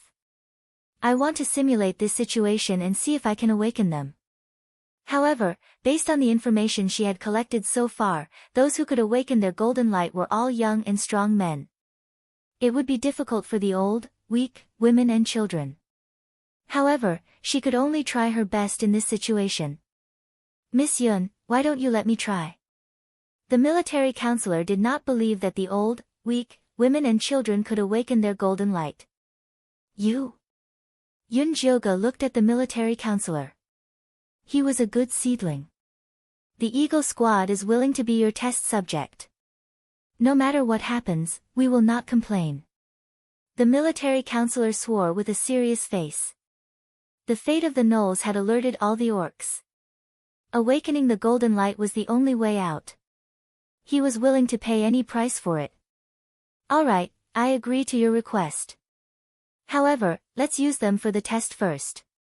The gray gas in their brains is easier to observe. It won't be too late to use it on you after I find a suitable plan. Good steel should be used where it matured. She would use the military counselor as a test subject after the plan was mature. It would be best if she could succeed in one shot. Yes. The military counselor nodded. Then, he asked seriously, what do we do now? There are no rabbit men here, so we can't use the blood inheritance. Let's try the other 2 first. Find out the family situation of these orcs first, Yunjioge ordered. The military counselor was stunned. He asked nervously, are you going to kill their relatives? Do I look like such a cruel and stupid person? Yunjioge was speechless. What did the military counselor think of her? No. The military counselor nodded honestly. He was also ashamed of his sudden idea. All right, do your investigation well. I'm going out for a while. Yunjioge left the back of the mountain and prepared to look for Ian Shirley in the plantation. The plantation had expanded for a few more miles. The gray wall divided the vast and fertile land, which would be given to the orcs as their territory. Yunjioge did not walk through the tunnel. Instead, she jumped onto the wall. She looked down from above and saw that the territory of the Naga tribe had already grown large yellow grass. The walls were covered in moss. The Naga tribe had built a row of wooden houses near the entrance. It was said that these houses were personally designed by Ian Shirley. The orcs lived on the upper floors, while the livestock were kept on the lower floors. Now, there were many elk, pheasants, goats, and other wild beasts. These wild beasts wanted to escape at first. Later, when they realized that they could eat and drink here and that it was safe, they succumbed one by one. The large grass and moss in the territory of the horse race and the ox race next door had also started to grow. They also lived in stilted houses. There were also wild beasts downstairs. They were prepared to exchange them with other races in the future. Moreover, because they were herbivores, these wild beasts were very tame. They were much easier to deal with than the Naga tribe. The territory chosen by the rabbit men was at the border of the other races' territories. Although they had only been here for 2 days, rows of stilted houses had already been built. They were really good at planting. The large grass and moss grew faster than the horse race and the ox race. On a sturdy stilted house, Gua-er said to a Gu, "If you live here with me, we can raise some wild beasts under the stilted house." "Alright, I'll listen to you." A Gu was a henpecked man. He would do whatever Gua said. "Then why are you still standing there? Go and catch them." Gua-er patted a Gu's wings reproachfully. "I'll go now." A Gu immediately flapped his wings and left. He turned into a small black dot in the sky.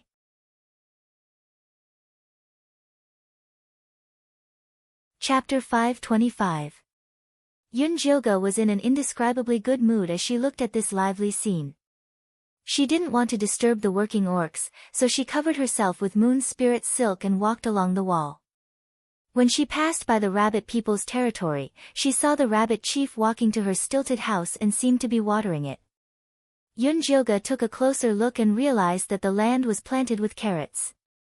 After the black rain disaster, countless edible plants died, leaving only the strong wild grass. Now, only the rabbit people grew carrots in the entire Cloud City. She felt that it was necessary to study it. Yunjilga jumped off the wall and removed her disguise. She pretended to casually walk past the rabbit people's gate. "Miss Yun, why are you here? Come in and sit." Gua saw her and immediately came out excitedly. The rabbit chief, who had just finished watering, came out and invited Yunjilga to visit. The other busy rabbit people also hurried over and looked at her with respect and admiration. "How are you guys living here?" Yunjilga smiled and walked into the rabbit people's territory. "It's very good here. Thank you for giving us such a safe territory." The rabbit elder was happy from the bottom of her heart. After the black rain disaster, they hadn't felt safe and relaxed like this for a long time. "That's good. You guys go ahead. I'll just have a chat with the chief." Yunjilga waved her hand and let the rabbit people continue with their work. "Miss Yun, this way please." The rabbit chief thought that Yunjilga was looking for her, so she led her to her stilted house. The chief's stilted house was in the corner of the territory. Other than a bunch of dried green carrot leaves hanging at the door, it was no different from the other rabbit people's stilted houses. Yunjilga didn't go upstairs. She walked directly to the first floor. The rabbit chief hurriedly followed and smiled. "This place is dirty and broken. There's nothing to see here." "Really? I think it's good that you're planting carrots here," Yunjilga said with a smile. The rabbit chief was stunned. She smiled calmly. "I really can't hide anything from you. These carrots are planted for the cubs of the tribe to eat. However, they've just been planted. It'll take at least a month for them to grow. If they're successful, I'll send some over for you to try." "How did you plant them?" Yunjilga asked casually. "Just plant it casually. The land here is alive, so it should be able to succeed," the rabbit elder said. Yunjilga took a whiff and immediately frowned. "You used blood to plant carrots?" The rabbit tribe leader was stunned, unable to reply for a long time. "I noticed that the weeds in your territory are growing very well. Don't tell me you guys used your blood to grow them." Yunjilga looked straight into the eyes of the rabbit tribe leader.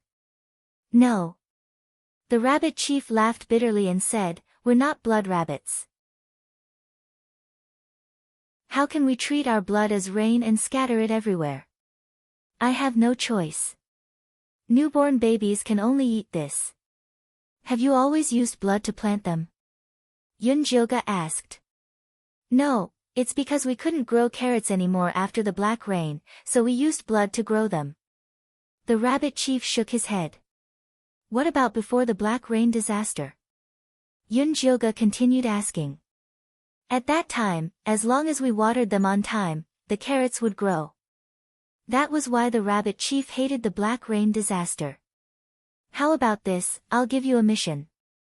Open up 2 more plots of land to plant carrots. One plot will be watered on time like before, and the other plot will be watered with your feces. Yunjioga wanted to do a test to see if there was any difference between the carrots grown on the 3 plots of land. Won't it be very dirty to use feces on the ground? The rabbit chief looked hesitant. She did not understand what Yunjioga meant. Animal feces are the best nutrients for the land. Yunjioga saw the rabbit chief's confused expression, so he told her the method of fermenting feces. Then he encouraged her. Try it. You'll discover a new world. Alright, I'll let my tribesmen try it later. The rabbit chief nodded seriously. She could sense that the method Yunjioga gave them was very important. As a reward, I'll give you these cabbage seeds. You can try planting them when you have the time. Yunjioga took out the most common cabbage seeds in the mortal realm from his storage bag. He had randomly collected them in Thunder Nation and placed them inside. These cabbages were easy to plant and had a high yield. Once they were planted, they would be good food. Thank you, Miss Yun. The rabbit chief took the seeds respectfully and immediately felt that she was valued. She became more friendly to Brother Yunjioga. Don't let anyone know about the blood-bred carrots. Do you understand? Yunjioga warned sternly. If the carrots produced by the rabbit blood had any special effects, then these rabbits must be protected. Otherwise, it would be troublesome. Don't worry, Miss Yun. Only you know about this method. The rabbit chief was not a fool. This carrot field was a secret even in her tribe. No one knew about it except the elders. That's good. Take care of yourself. Your tribesmen still need you. Yunjioga looked at the knife marks hidden under the hide of the rabbit elder. He admired her selfless spirit. The rabbit chief smiled. She was very grateful for Yunjioga's concern. After Yunjioga left under the enthusiastic gaze of the rabbit people, he went to look for Ian Shirley. Ian Shirley was still building a wall with his wife and child. Fei Fei, who was beside him, was working hard to turn a dead land into a living land. Ever since Zishang took Fei Fei away on the day he built the city, this little black and white butterfly had been working diligently. It had already become a divine beast in the hearts of the orcs. They worshipped it as much as she did. Master, look at how much living land I've made. Fei Fei flapped her wings and flew over when she saw Yunjioga. She looked very proud. Good job. Yunjioga patted Fei Fei's head encouragingly and fed her a few cherry pills. Fei Fei swallowed the cherry pill and went back to work eagerly. She felt a sense of mission now. Opening up a living land meant more food. If she gave it to the orcs, she could save many lives. Miss Yun, why are you here? Ian Shirley walked over after he finished the last brick. His wife and child continued working on the same spot. I want you to help me create an illusion, Yunjioga said straightforwardly. The amount of yin yang qi I have is enough to build a wall. I'm afraid I can't create an illusion. Ian Shirley frowned. He had been oppressed by Zishang for the past few days. He was about to puke from building a wall. I'll build a formation first. You just have to inject some yin yang qi into it. It won't take much effort. Yunjioga couldn't bear to part with her divine power. She could only look for Ian Shirley. All right. Ian Shirley was just grumbling. He didn't forget that Fan Ian had given him a mission. He had to listen to all of Yunjioga's orders.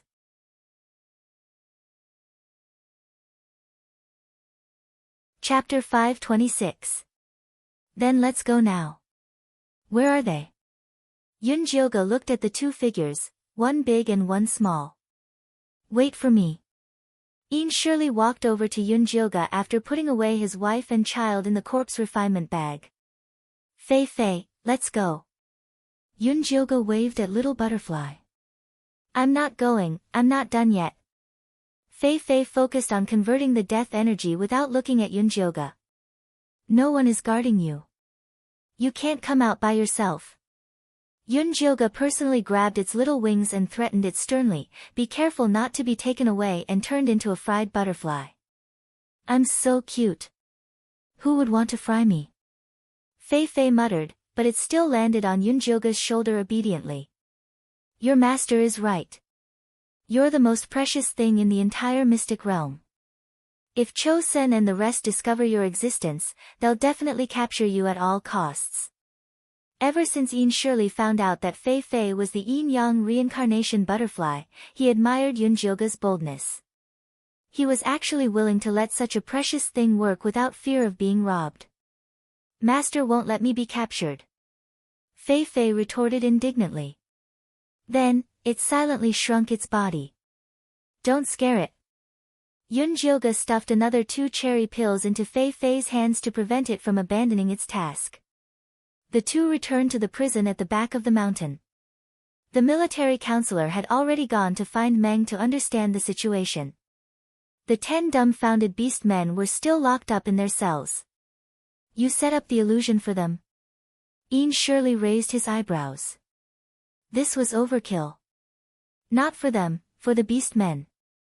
Yunjioga brought Ian Shirley down the stairs to the underground prison. The underground prison was dark and gloomy. There was no light at all. It emitted a damp, moldy, and cold aura. Yunjioga lit a torch and stuck it on the wall. Then, he took out a spirit stone and started setting up a formation. You know the 9 Hells transformation illusion? Ian Shirley widened his eyes in shock. This illusion had been circulating among the evil sects for a long time. Even he had not had the chance to see it. He did not expect it to appear on Yunjioga. What's wrong with that? Do you think my title of goddess is fake? Yunjioga dipped the cinnabar in and drew on the spirit stone. Runes with mysterious powers appeared on the spirit stone. She was too lazy to use her brain when Zishang was around, but that did not mean that she was brainless. After being a goddess for so many years, there was nothing in the world that she didn't understand. It was just that those memories had been sealed away by her and would only be rummaged through when needed. Are you really a goddess? Although Ian Shirley had already guessed Yunjioga's identity, he was still very surprised to hear her admit it. Why? Didn't Fan Ian tell you about me? Yunjioga chatted with Ian Shirley as he drew. Master Fan Ian has never mentioned your identity. However, to be valued by him, I feel that you are not an ordinary person, Ian Shirley replied cautiously. In reality, the first time he met Yunjioga, he was very disappointed. Yunjioga was simply too weak. The only thing that stood out about him was his purple deceased sword. After Yunjioga joined the Ian Corpse sect, he had been secretly observing to see if Yunjioga was hiding anything. After that, Ink Flower, White Bones, and Chosen worked together to force Yunjioga, but Yunjioga still focused on escaping. He was so disappointed that he even suspected that Fan Ian had been deceived. But now, Ian Shirley finally understood that Yunjioga's strength wasn't due to her martial strength. Instead, it was due to her inexplicable strength that made people believe in her. Reality proved that she was always right. I wasn't ordinary in the past, but I can't anymore. You still have to rely on yourselves to save this world. Yunjioga placed the spirit stones on Ian Shirley's palm and said, use your Yin Yang Qi to carve the spirit stones according to the rune patterns. I will teach you how to place them later. Okay, Ian Shirley replied impatiently and started to analyze the rune patterns seriously. After he was done, these rune patterns were also carved in his mind. Next, Yunjioga taught him how to bury these spirit stones deep into the ground according to the position of the 9 nether formation. It's done. You can go back and build your wall now. Yunjioga clapped her hands and prepared to leave. Lady Yun, actually, those walls aren't that urgent. I can stay by your side and continue working. Ian surely learned the 9 nether transformation in illusory formation and realized that he had a better future by staying by Yunjilga's side. Are you sure you're not in a hurry? Yunjilga turned to look at Ian Shirley and said with a faint smile, wait for Zishang to tell me that. Don't. I'll go back and build the wall now. Ian Shirley couldn't help but tremble when he heard Zishang's name. That despicable fiendish demon wanted to squeeze his bone marrow dry. If he found out that he was slacking off, he would be finished. Take Feifei away. Remember to look after it. Yunjilga placed Feifei on Ian Shirley's shoulder. Transforming the deathly aura was what the little butterfly should be doing. Don't worry. Even if I lose my wife and child, I won't lose it. This was definitely the heaviest oath Ian Shirley had ever made. Don't be nervous. You just have to look after it and don't let it run around. Yunjilga still believed in Ian Shirley. Moreover, Feifei had the ability to protect itself. It was just that one more person meant one more safety. Not long after Ian Shirley left with Feifei, the military counselor and Demeng hurried over. Behind them were the Eagle Man, Ah Fei, and an unfamiliar female rabbit person. Sir, Elder Bai recommended Ah Fei to be your guard, the military counselor said. All right. Yunjilga nodded and looked at the female rabbit person behind Demeng. This rabbit person had slightly dark skin and short hair. Her slender figure was full of explosive power. Her expressionless face looked even colder than ash. Facing Yunjilga's scrutinizing gaze, she only said 4 words, I am Maya. Maya was sent here by the chief. She is an expert in our tribe. It's just that she doesn't like to talk, Demeng hurriedly said. Actually, Maya was stronger than him. It was just that her personality was too strange. That was why the chief did not send her here. This time, when she heard that the guards were going to expand, she decided to send Maya here. Very good. You don't have to talk much to be my guard. Yunjilga nodded. Then, he looked at the military counselor and said, have you finished what I asked you to do? Yes. This is the relationship between Aunt Gaga and the others. The military counselor took out a stone slab and began to explain to Yunjilga. In summary, Aunt Gaga and the others had no children. They only had collateral relatives. That was why they were sent to interact with the magical stones. Do you still want to try? The military counselor asked carefully. Of course. Why not? Bring them to the dungeon. The few of you guard outside. Yunjilga turned and walked towards the dungeon. The military counselor brought Aunt Gaga and the others into the dungeon. According to Yunjilga's instructions, they tied them up in a corner. Come here. Yunjilga sat in a small room beside the dungeon and waved at the military counselor. What do we do next? The military counselor walked in and asked. Nothing. Just watch them. Yunjilga threw a spirit stone into the dungeon. The 9 Gloom Een illusion was officially activated.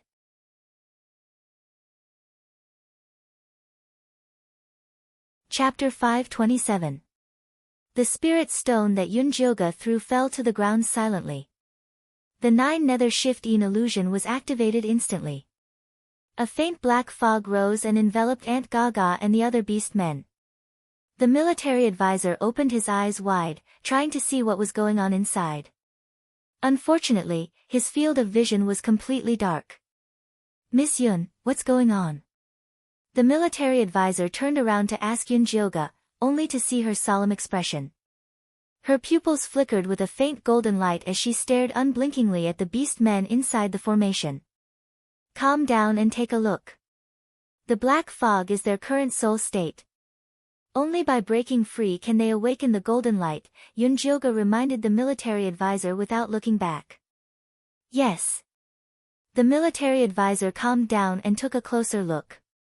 The black fog was swaying wildly as if someone was trying to break free. Yunjilga could see more clearly than the military advisor. The 10 beast men were struggling in the illusion. Unfortunately, the power of the illusion was too strong.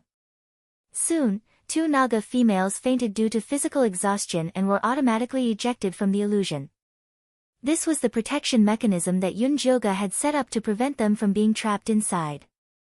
Gradually, more and more beast men were ejected from the illusion. Finally, only the 2 bull-headed youths and Aunt Gaga were left. It seems like physical strength and vitality are also important conditions for awakening, Yunjioga muttered to herself. Aunt Gaga was the strongest among the 10 beast men, while the bull-headed youths were the youngest. After the time it took for an incense stick to burn, the 2 bull-headed youths were also ejected. Only Aunt Gaga was left. It seemed like she was just stalling for time. Miss Yun, let me try. The military advisor felt that Yunjioga was wasting time. What could a group of old, weak, women, and children achieve by experimenting? There's no rush. I still need to adjust the illusion a little more. Yunjioga calculated the time. The fastest to be ejected were the 4 middle-aged Naga females, followed by the centaur and bull-headed youths. Centaurs and bull-headed youths were famous for their strong endurance. If even they could not endure it, it meant that the illusion's physical requirements were too high. It seemed like she still had to find Ian Shirley to adjust the formation's physical requirements and increase the mental torture. Only then would it be easier to achieve results. At this moment, the military counselor suddenly said to Yunjioga, who was deep in thought, Miss Yun, look at Aunt Gaga. Something doesn't seem right. Yunjioga looked up and saw that all the black fog in the 9 Nether-Een reversal formation had gathered on Aunt Gaga. Aunt Gaga remained motionless, but she was not ejected from the illusion. It was really strange. Yunjioga thought for a moment, then sent out his divine sense into Aunt Gaga's illusion. Inside Aunt Gaga's divine sense, it was a barren wasteland. The river had dried up, the plants were all dead, and the corpses of the Naga tribe were everywhere. They were all skinny, and their faces were full of despair. It seemed like they had starved to death. The entire world was filled with sorrow and despair. It was so oppressive that it made it hard for people to breathe. Yunjioga looked around for Aunt Gaga and finally found her on the land where the Naga tribe planted Gaga grass. Her thin brown snake tail was coiled on the ground, her body was hunched, and her arms were folded, as if she was guarding something. Yunjioga floated over and saw that Aunt Gaga was guarding several white snake eggs in her arms, which were covered with a thin layer of dry fried Gaga grass. Black and white, strong colors clashed, but with an indescribable vitality. Aunt Gaga's old face was so thin that it was out of shape. Her eyes were deep and turbid, but they were looking at the snake eggs with determination, as if she firmly believed that these eggs would survive. Yunjioga fixed his eyes on the snake eggs and Gaga grass in Aunt Gaga's arms. Suddenly, an idea came to him, and he reached out his hand. The 9 Nether-Een reversal formation rotated, and the black fog turned into white fog. The white snake eggs in Aunt Gaga's arms shook, making a small sound of breaking. A little Naga the size of an index finger tried its best to come out of the shell. Its wet little head was covered with a white eggshell, and it looked at Aunt Gaga with its clear yellow eyes. Aunt Gaga's old face showed a kind smile, and her body turned into a golden light and fell to the ground. The grass and trees returned to spring, and the spring water gushed out, and vitality emerged. Yunjioga's divine sense returned, and he quickly stood up and rushed into the formation. Military counselor also rushed in, and asked Yunjioga nervously, what happened? Why did Aunt Gaga fall to the ground as soon as she released the golden light? Yunjioga did not have time to answer military counselor's question. He took out the thunderfire needle and quickly inserted it into Aunt Gaga's body, opening up all the golden light that had gathered at her tail. The golden light flowed like flowing water, and the grayness in Aunt Gaga's head was instantly dispelled, vanishing into thin air. Aunt Gaga succeeded, didn't she? Military counselor looked at Yunjioga with enthusiasm. If Aunt Gaga succeeded, then it would be even easier for him. I'm not sure yet. Take Aunt Gaga to the room above to rest, and we'll talk about it when she wakes up. Yunjioga had vaguely grasped the mystery of awakening the golden light, but there were still some things that he needed to verify. Miss Yun, let me try. I'll definitely succeed. Military counselor was burning with anxiety, and he could not wait to release the golden light immediately. I have my own plans for this. You just need to listen to my commands now. Yunjioga could understand military counselor's feelings, but he was impatient. If military counselor's golden light also went out of control like Aze, then what was the point? I was too rash. Military counselor didn't want to leave a bad impression of Yunjioga, so he sent Aunt Gaga away. After military counselor left, Yunjioga let Little Blossom and Big Ear out and woke them up. Miss Yun. Little Blossom looked at the dim underground. He couldn't tell where he was. He shook his head and asked, May I ask if my people have migrated over? My people? Big Ear asked with a hoarse voice before opening his eyes. I've already sent the Eagle Men to receive them. They should arrive in 2 days. I let you guys out because I have something to ask you. What were you thinking before you were turned into puppets by the magical stones and your consciousness was sealed? Yunjioga asked. Thinking about what? Little Blossom smiled bitterly.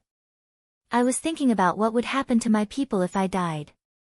I haven't left the tribe leader's keepsake. What about you? Yunjioga looked at Big Ear. I just want to go back alive and take them far away from the divine messenger, Big Ear said. As expected. Big Ear and Little Blossom's words confirmed his guess. It was the power of the guardian that awakened them. Miss Yun, did you let us out because you found a way to get rid of the demonic chi? Little Blossom asked hopefully.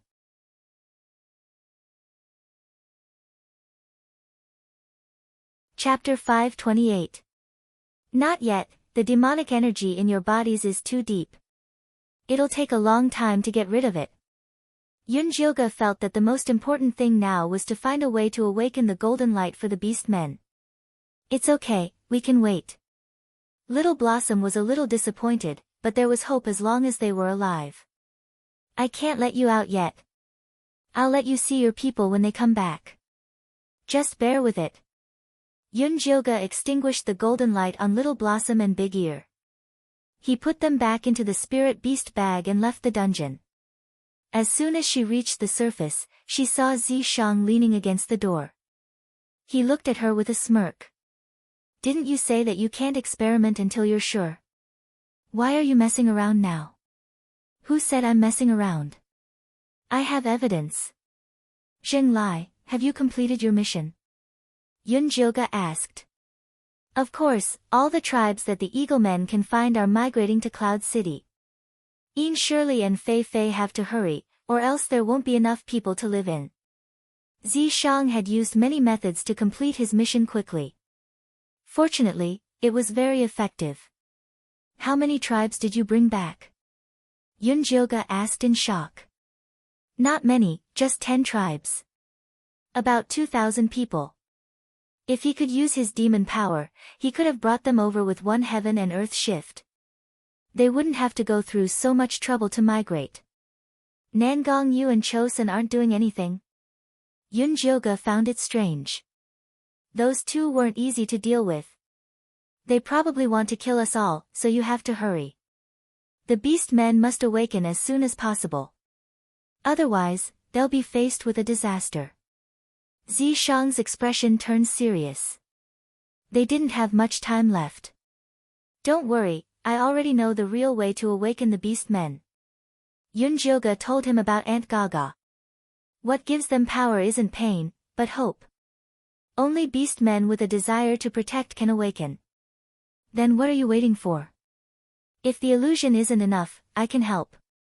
Setting up a formation was a piece of cake for Zishang. No, I'm still waiting for a conclusion. Yunjioga shook his head. Awakening the golden light was no small matter. It couldn't be rushed. What conclusion are you waiting for? Zishang felt that Yunjioga was being too cautious. There were so many beast men, and being able to awaken 1 out of 100 was already a good deal. This conclusion is very important. I can't explain it to you. Come with me. Yunjioge pulled Zishang's hand and led him to the resting area next to the prison cell. Military counselor and Meng were standing in front of Aunt Gaga's bed. When they saw Yunjioge and Zishang coming in, they hurried over to welcome them. How is Aunt Gaga? Yunjioge asked. He hasn't woken up yet. The military counselor shook his head. Yunjioge opened his spirit eye and looked at Aunt Gaga's knowledge sea. He was surprised to find that her divine sense was calm, as if she had already fulfilled her wish and had nothing to worry about. This was the prelude to death. Meng, hurry up and bring those sick little Nagas over, Yunjioge hastily instructed. Yes. Meng quickly brought the little snake man over. After the death aura was removed, the little Naga recovered quite well. All of them were white and plump, and their tails were thick and strong. They were much taller than before, and when they saw Yunjioge, they bowed respectfully. I have a task for you. If anyone can wake Aunt Gaga up, I will reward them with a cherry candy. Yunjioge poured a cherry pill into his palm. The red pill emitted a sweet aroma, which was very tempting to these little whelps. How should we wake her? The little Naga with black and white tails asked bravely. Whatever method you use, Yunjioge said. Aunt Gaga's heart was protecting Hope, the children of the Naga tribe. Whether or not they could wake her up depended on these little whelps. 5 little Nagas immediately jumped onto Aunt Gaga's body and shouted. They pulled on her ears and scales, displaying the demeanor of naughty children. What the hell are you doing? Zishang frowned. He thought Yunjioge had something good, but it turned out to be an old Naga. Yunjioge saw the impatience in Zishang's eyes and knew that if he did not explain clearly, Zishang would explode. Come here. Yunjioge brought Zishang to a corner and said in a low voice, I want to know what's the difference between Aunt Gaga's golden light and other orcs. Isn't it fine as long as it's golden light? Zishang raised his eyebrows. Of course not. Have you forgotten Aze and Dummy? Yunjioge glared at Zishang. Aze awakened the golden light and became a lunatic, while Dummy became a fool. Dummy became a fool after traveling through space, Zishang corrected. He wasn't much better before he became a fool, Yunjioge said. According to Yunjioge's understanding, Dummy was not only a troublemaker in the Eagle tribe, but also in other tribes, which meant that his mental condition was unstable. What about the rabbit tribe? Zishang raised his eyebrows. Although the rabbit tribe was a little neurotic, it was still normal. They are herbivores. Although they are mentally stable, their bodies are too weak. They can only use the golden light when they turn into rabbits. Their attack power is too low. Seeing Zishang's disapproving look, Yunjioge changed the topic. Are you willing to lead the rabbit tribe to attack Grey Castle? No, I'm not. Zishang imagined himself leading a group of big white rabbits. He got goosebumps, but he didn't give up. Don't we still have Demeng and Maya? They're not bad. Demeng and Maya are strong, so they're mentally unstable. Demeng is too impulsive. He won't fight for no reason. Maya is too calm. It doesn't matter if she doesn't speak for 3 days. In Yunjioge's eyes, they were abnormal. As long as they can fight. What does it matter if they're normal or not? Zishang frowned. He had ways to teach them a lesson. It's fine if there's no other choice, but I already know how to make them awaken the golden light normally.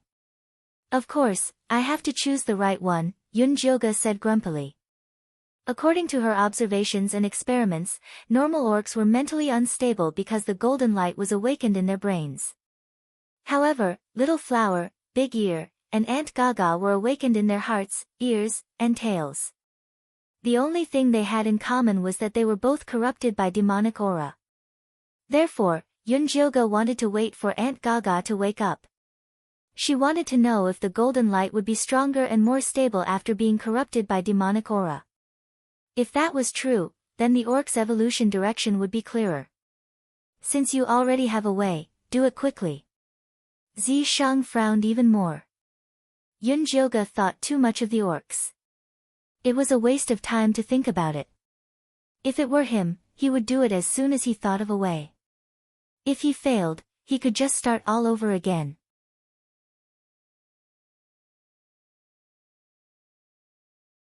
Chapter 529. I really can't talk to you. Yunjioge raised her eyebrows angrily.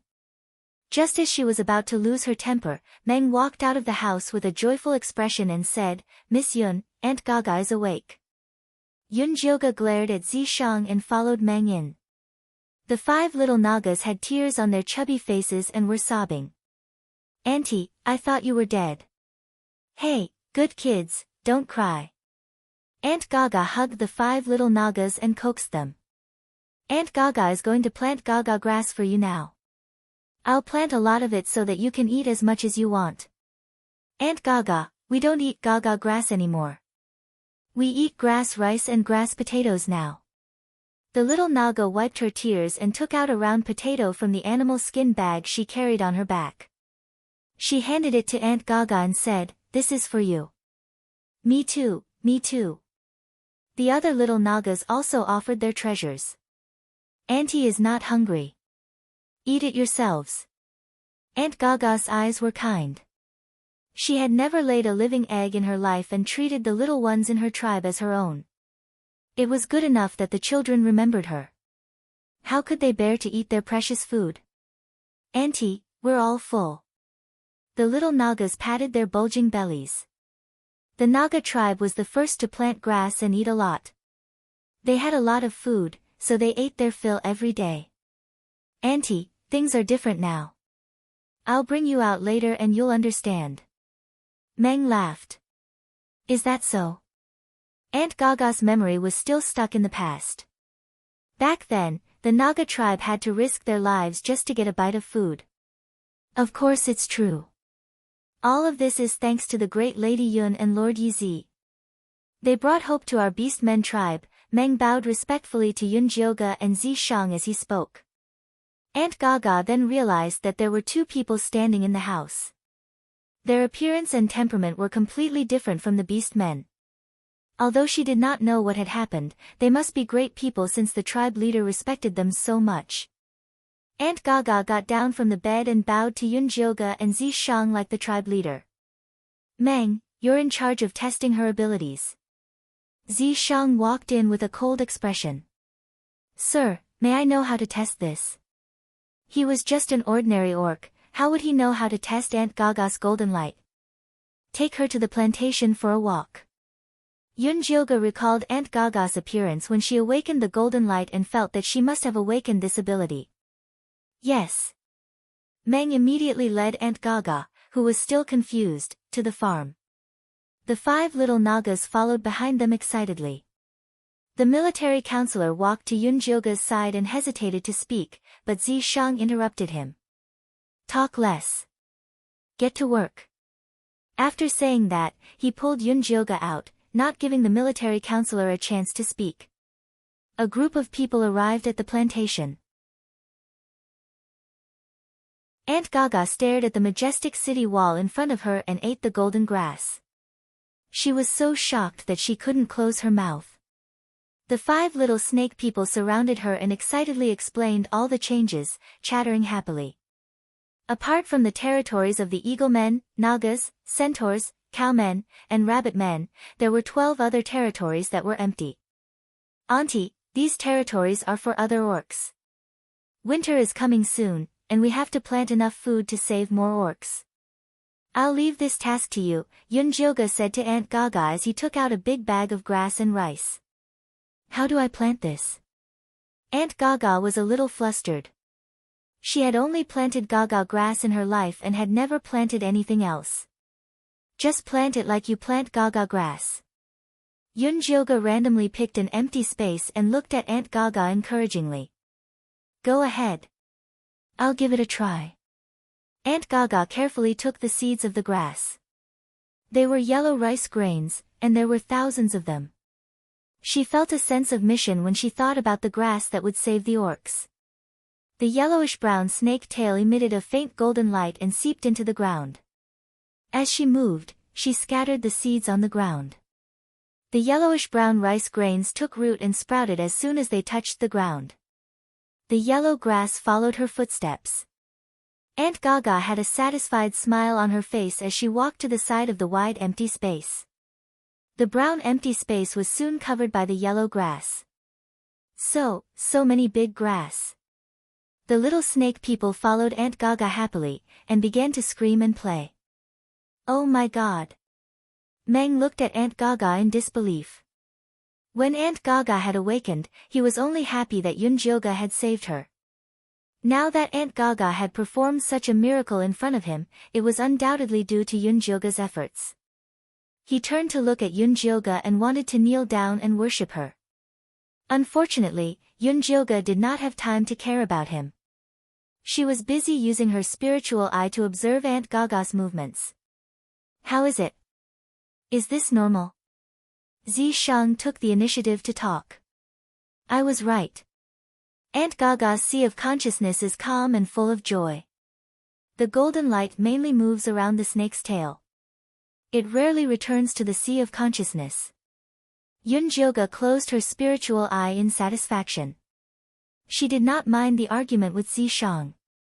I thought the demonic energy would be a disaster for these beast men. I didn't expect it to be the beginning of a transformation. I wonder if Nangong Yu and Chosun know about this. Zishang pondered.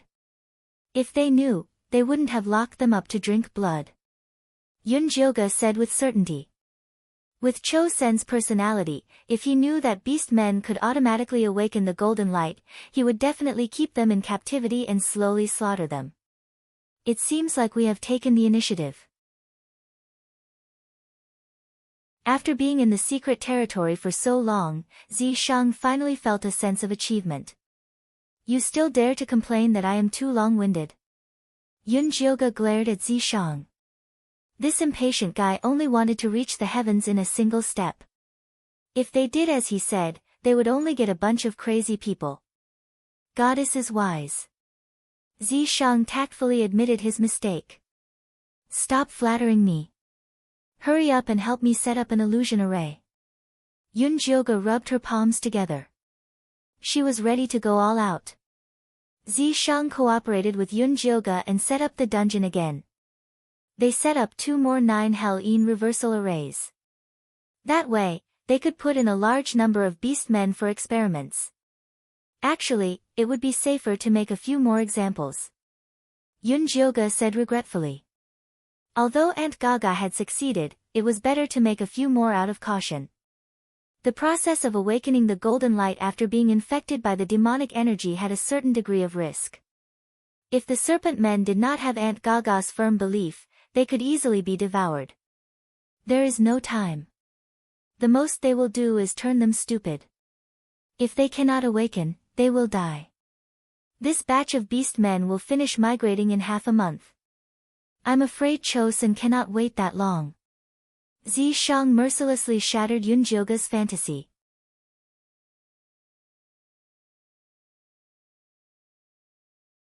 Chapter 530. You've done well. Let the orcs work hard for the rest. Zishang pulled Yunjioga into his arms and kissed her forehead gently. Okay. Yunjioga smelled the faint fragrance on Zishang's body. Her depressed mood was instantly lifted. She immediately returned to the treatment room and workroom that Ian Shirley had helped her build in the back mountain. He picked up his brush and quickly drew up a plan for the orcs' awakening. Then, he called the military counselor over. I thought you would awaken the guards first. The military counselor was surprised to see Yunjioga's awakening plan. After all, the guards were powerful warriors, so they had a higher chance of awakening. No, according to the experience of the rabbit tribe, as long as one of the golden orcs awakens, the others will awaken safely as long as they guide them properly. Therefore, Yunjioga's awakening plan was not based on the number of people, but the races. The first was the Naga. Aunt Gaga was a strong-willed guide. With her around, the Naga would definitely awaken smoothly. Miss Yun, which race will the Naga join after the awakening? The military counselor asked carefully. The Eagle Men, of course. Yun Jioga did not seem to notice the military counselor's thoughts. The Eagle Men and the Naga were the first tribes to rely on her. They often competed with each other. Yun Jioga thought it was good since there was competition. Thank you, Miss Yun. The Eagle Men won't let you down. The military counselor heaved a sigh of relief and prepared everything for Yun Jioga. If the Naga could awaken successfully, the Eagle Men would learn from them. Yun Jioga's plan was to let the Naga drink the water of magical stone first. After the demonic energy invaded them, they would enter the illusion under Aunt Gaga's guidance to defeat themselves. After learning about the plan, they were so excited that they could not sleep for a few days.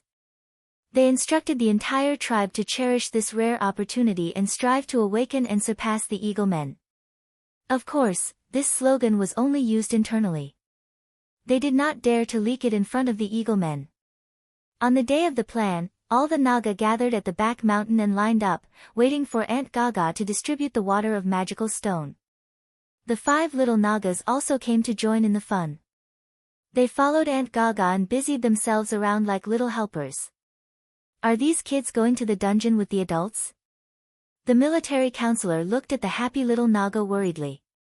Speaking of which, these little Nagas and their Eagle Men were the first to be infected by the demonic aura. Yun Jioga shook his head. We don't need them for now. We'll talk about it later.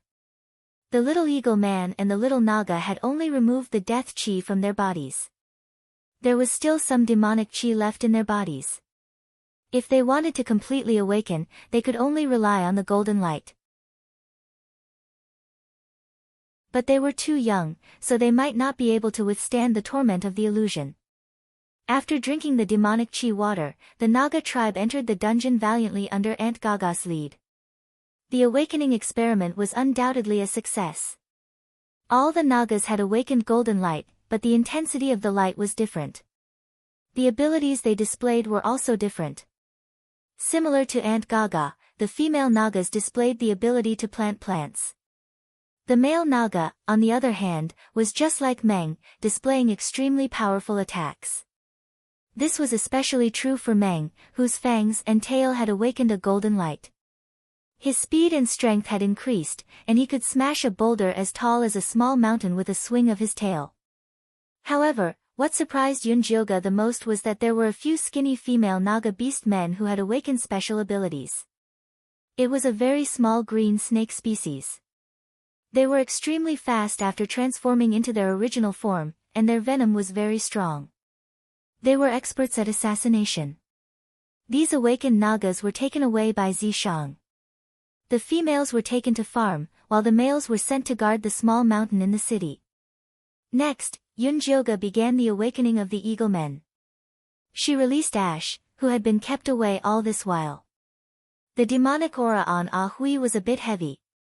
Yun Jioga was worried that he wouldn't be able to awaken, so she asked the military counselor to bring Ah Shui over and let him stay with his father and talk more. She hoped that the power of kinship could help him get through the secret realm. After making arrangements for Ah Hui, Yun Jioga called Ah Zhe to her newly built treatment room in the back mountain. Miss Yun. Ah Zhe lowered his head, not daring to look at Yun Jioga. I heard you've recovered a long time ago. Why didn't you come find me? Yun Jioga asked Ah Zhe while carving runes on spirit stones. I don't have the face to see you. Ah Zhe was afraid that he would be seen as a crazy bird if he walked out, so he had been hiding in his nest. It wasn't your fault for going crazy last time. I've already found a solution for you. Yun Jioga put down the spirit stones and looked at Ah Zhe. Do you trust me? Of course I trust you. Ah Zhe immediately looked up. He almost swore to the heavens. If you trust me, then lie on the stone bed over there. I'll extract the golden light from your brain later. The process is very simple, but you might lose a part of your memory. Only by removing the golden light from Ah Zhe's brain and making him awaken again would he not lose control and become crazy. I won't become an idiot, will I? Ah Zay's face paled at the thought of the prince's stupidity. That won't happen. At most, you'll forget the past. Ah Zay had always been brooding over his brother's death. What Yunjioge needed to do was to remove this part of his memory. Okay, then do it. Ah Zay immediately lay down on the stone bed. Relax and breathe. You'll be fine soon. Yunjioge's voice was soft. While Ah Zay was relaxing, she stabbed the lightning fire needle into his sleep acupuncture point. Ah Zay's head tilted and he fell asleep. Yunjioge used her divine power to ignite the golden light in his brain. Then, she carefully extracted it and put it into a bottle of spirit condensation. Why are you keeping his golden light? Zishang's voice suddenly sounded. Yunjioge almost knocked the bottle over. Can't you knock when you come in? What if she made a sound when she extracted the golden light and Ah Zay became an idiot? Who knew you were so cowardly? Zishang walked over to Yunjioge and looked at the bottle in her hand. You haven't answered my question. I plan to put Ah Zay's golden light into Little Blossom and Big Ear's bodies to see if it can save them, Yunjioge said. It was like a blood transfusion. The golden light that Little Blossom and Big Ear awakened wasn't enough to expel the demonic chi, then, she would put in some golden light to see if it could strengthen them. Aren't you afraid they'll suck Ah Zay's golden light and become crazy? Zishang raised his eyebrows. The golden light itself is good. It's just that Ah Zay's brain can't control it. Plus, Little Blossom and Big Ear didn't awaken in the brain. They'll be fine. Yunjioge lowered her head and engraved Ah Zay's golden light on the bottle. You really know how to make trouble. Zishang shook his head. Those poisoned beast men were already abandoned in his heart. Only Yunjioge would think of a way to save them.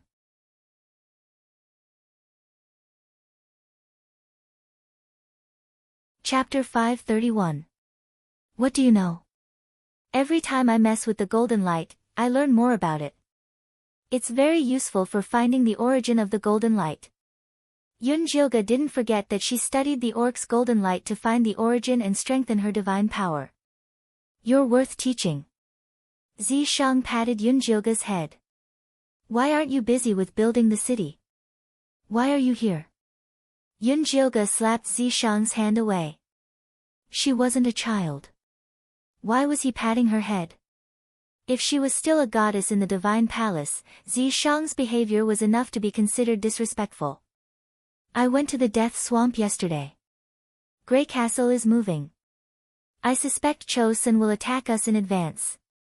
Zishang's face turned serious. Are you sure you can defend Yun City? Yunjioge frowned.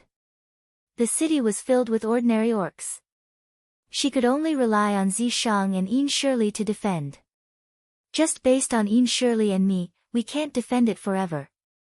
You have to hurry up. Zishang was here to urge her. I was planning to awaken the Eagle people tomorrow. Now that you mention it, we have to start tonight. Yunjioge sighed. She didn't like the feeling of being rushed at all. Doing research required slow work in order to produce fine results. Okay, I'll inform the advisor now. Zishang kissed Yunjioge comfortingly. Go. Yunjioge waved Zishang away and woke Zay up with a needle. Zay got up in a daze and asked Yunjioge, Miss Yun, why am I lying here? How many is this? Yunjioge waved 3 fingers in front of Zay. This is 3, Ah Zay answered honestly. Go find the advisor. He will tell you why you're here. Yunjioge's every cell was screaming for her to be busy. She really didn't have time to explain too much to Zay. Oh. Zay scratched his head and walked out in a daze. The advisor soon brought the Eagle people over. He asked Yunjioge excitedly and nervously, Miss Yun, Master Yi Zi said we're going to awaken tonight. Is it true? That's right. Take this magic stone and soak it in water.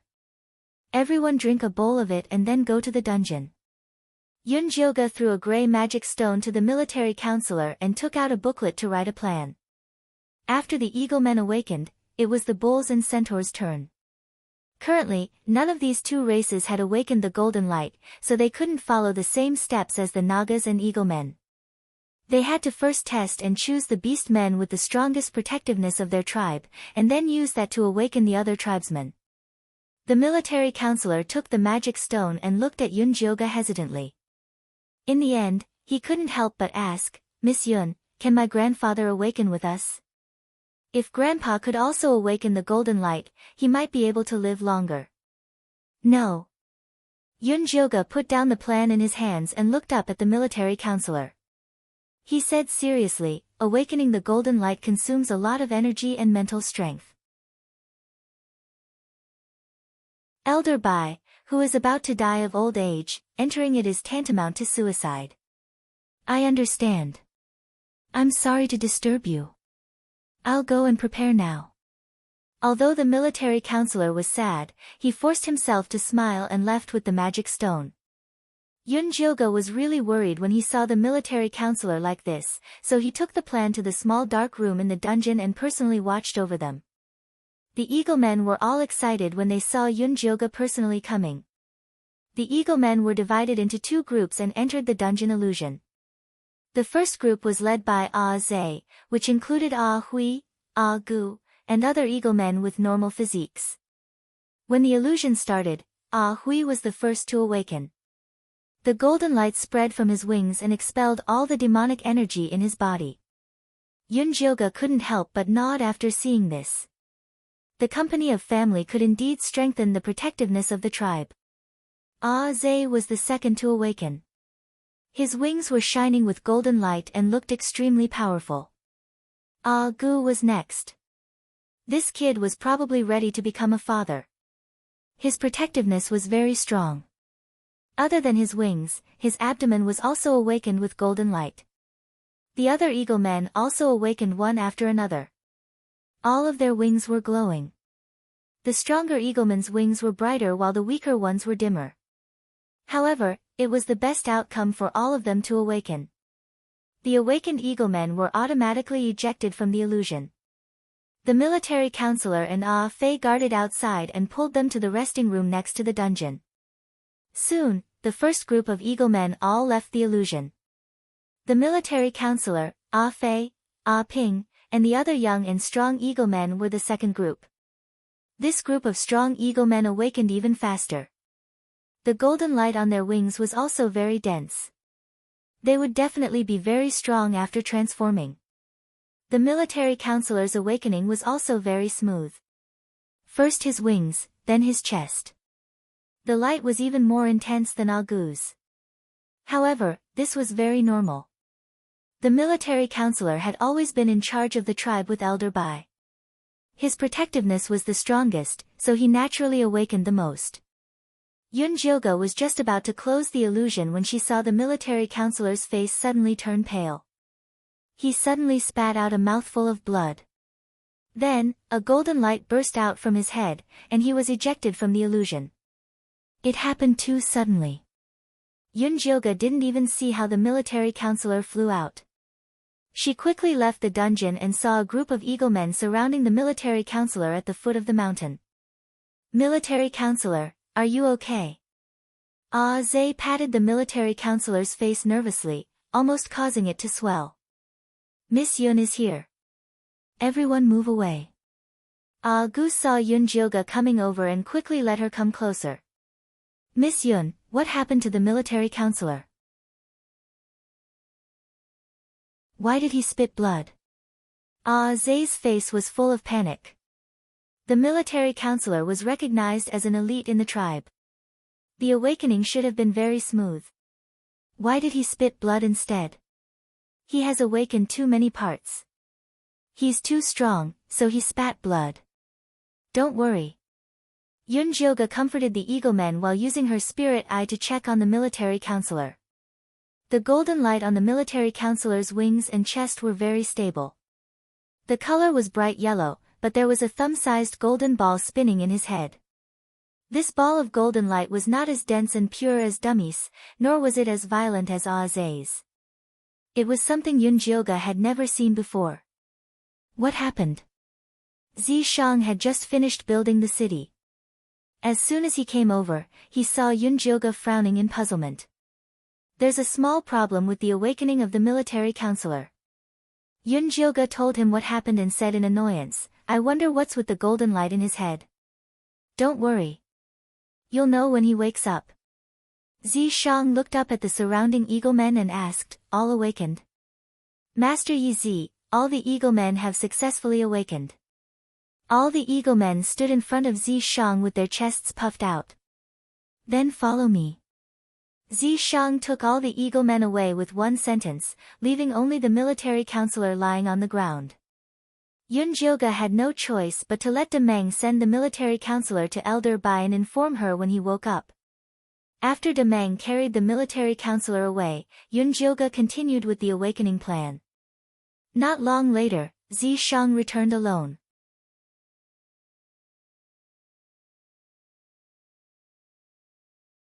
Chapter 532.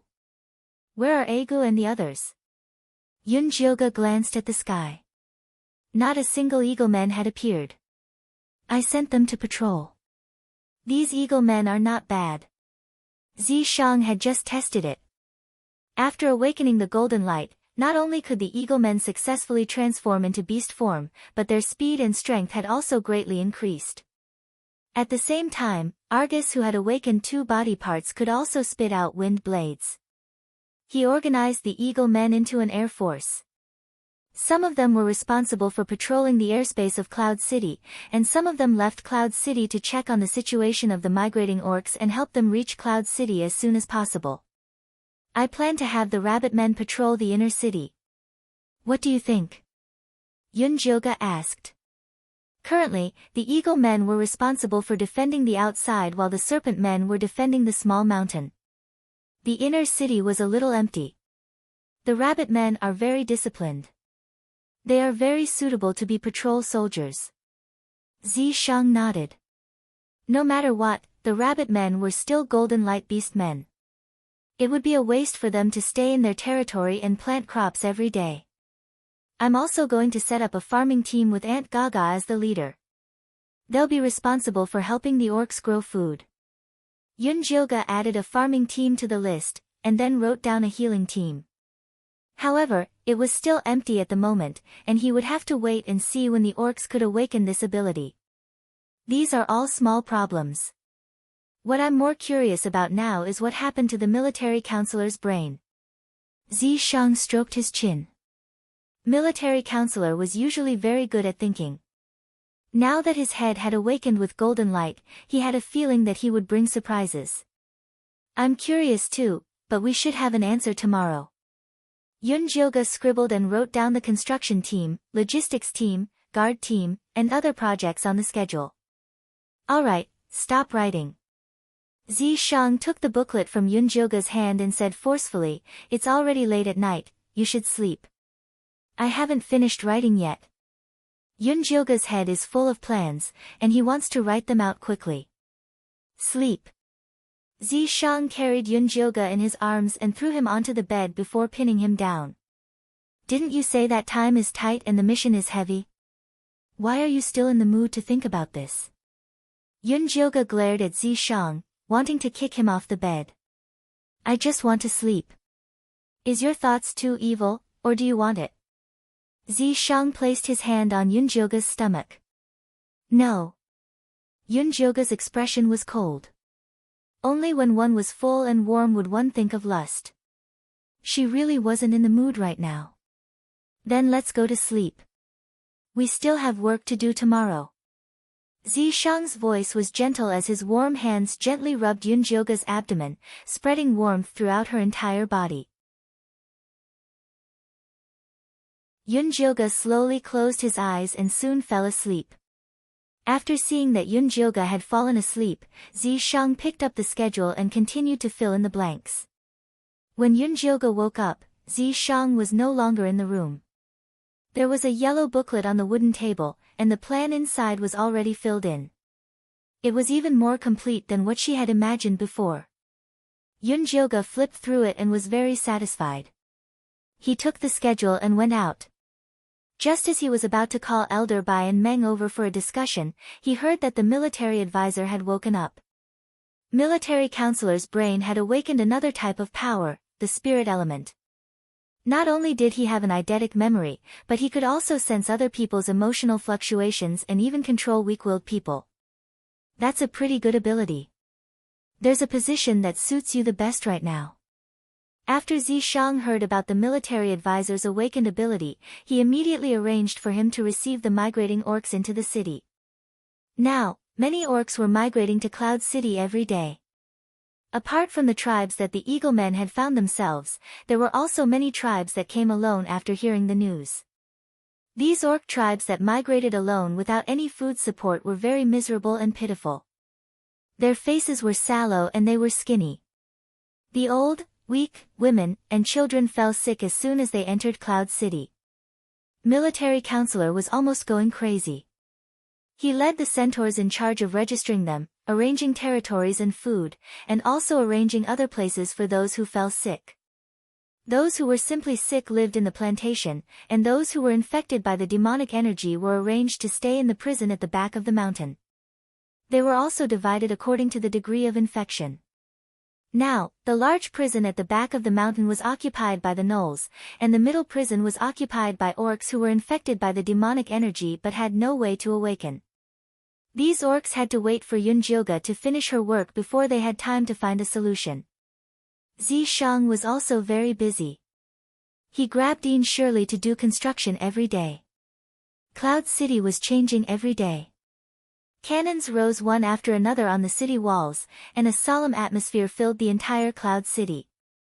Even the most naive children knew that war was coming. They no longer ran around and played. Every day, they followed the adults of their tribes and prepared to fight for food. The plan to awaken orcs had been carried out according to plan. Currently, it was arranged according to the order of entering the city. The centaurs and bull people had successfully awakened. The golden light was awakened in the legs and horns respectively. They were all classified as combat troops by Zishang. According to Yunjioga's plan, they should go to the wild boar tribe next.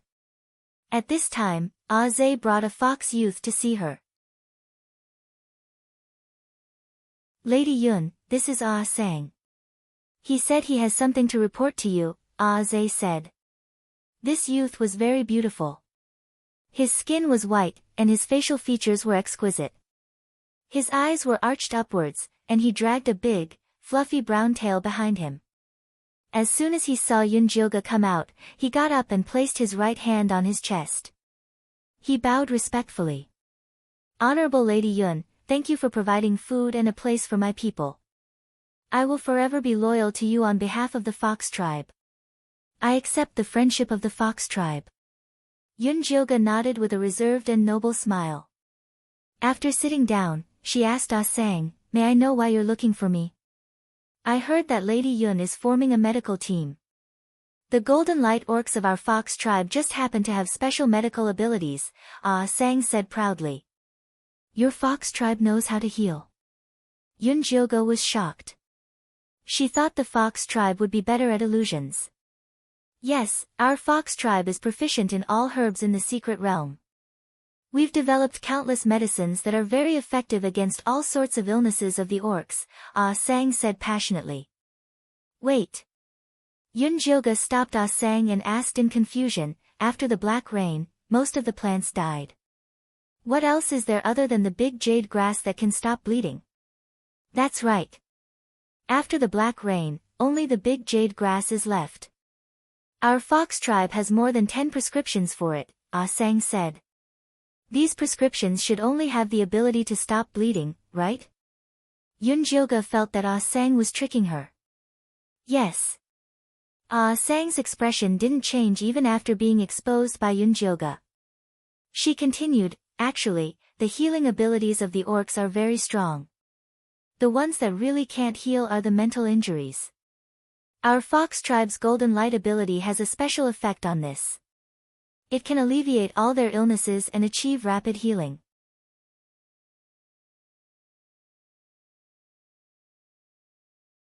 Chapter 533. At the end of the day, your Fox clan is actually best at creating illusions. Yunjioga saw that Sang still wanted to explain, so he stopped him. Actually, I need your ability now.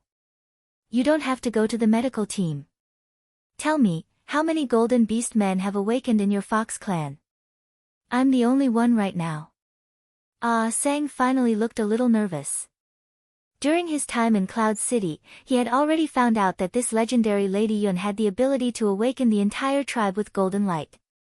According to the order in which they entered the city, there were still a few tribes before the Fox clan. Seeing that the war was coming, he was afraid that his clansmen wouldn't be able to wait for the arrangements and would run over to recommend themselves. Show me your ability, Yun Jioga said casually. Yes. Ah Sang stood up, his eyes flashing with determination. The tribe's development depended on this, so he couldn't make any mistakes. Ah Sang exhaled softly, then closed his eyes and waved his hands gently. Rays of golden light spread out, and the entire room rippled like water. Yun Jioga blinked and found himself standing in the middle of a vast wilderness. Above him was the dark sky, and beneath his feet was the dry and cracked brown ground. The wind that blew against his face carried a bitter and fishy smell. It felt very real. Not far away, there was a skinny sika deer looking for food in the withered grass. When it noticed Yun Jioga's gaze, it immediately fled in panic. However, it didn't run for long before it fell to the ground and died.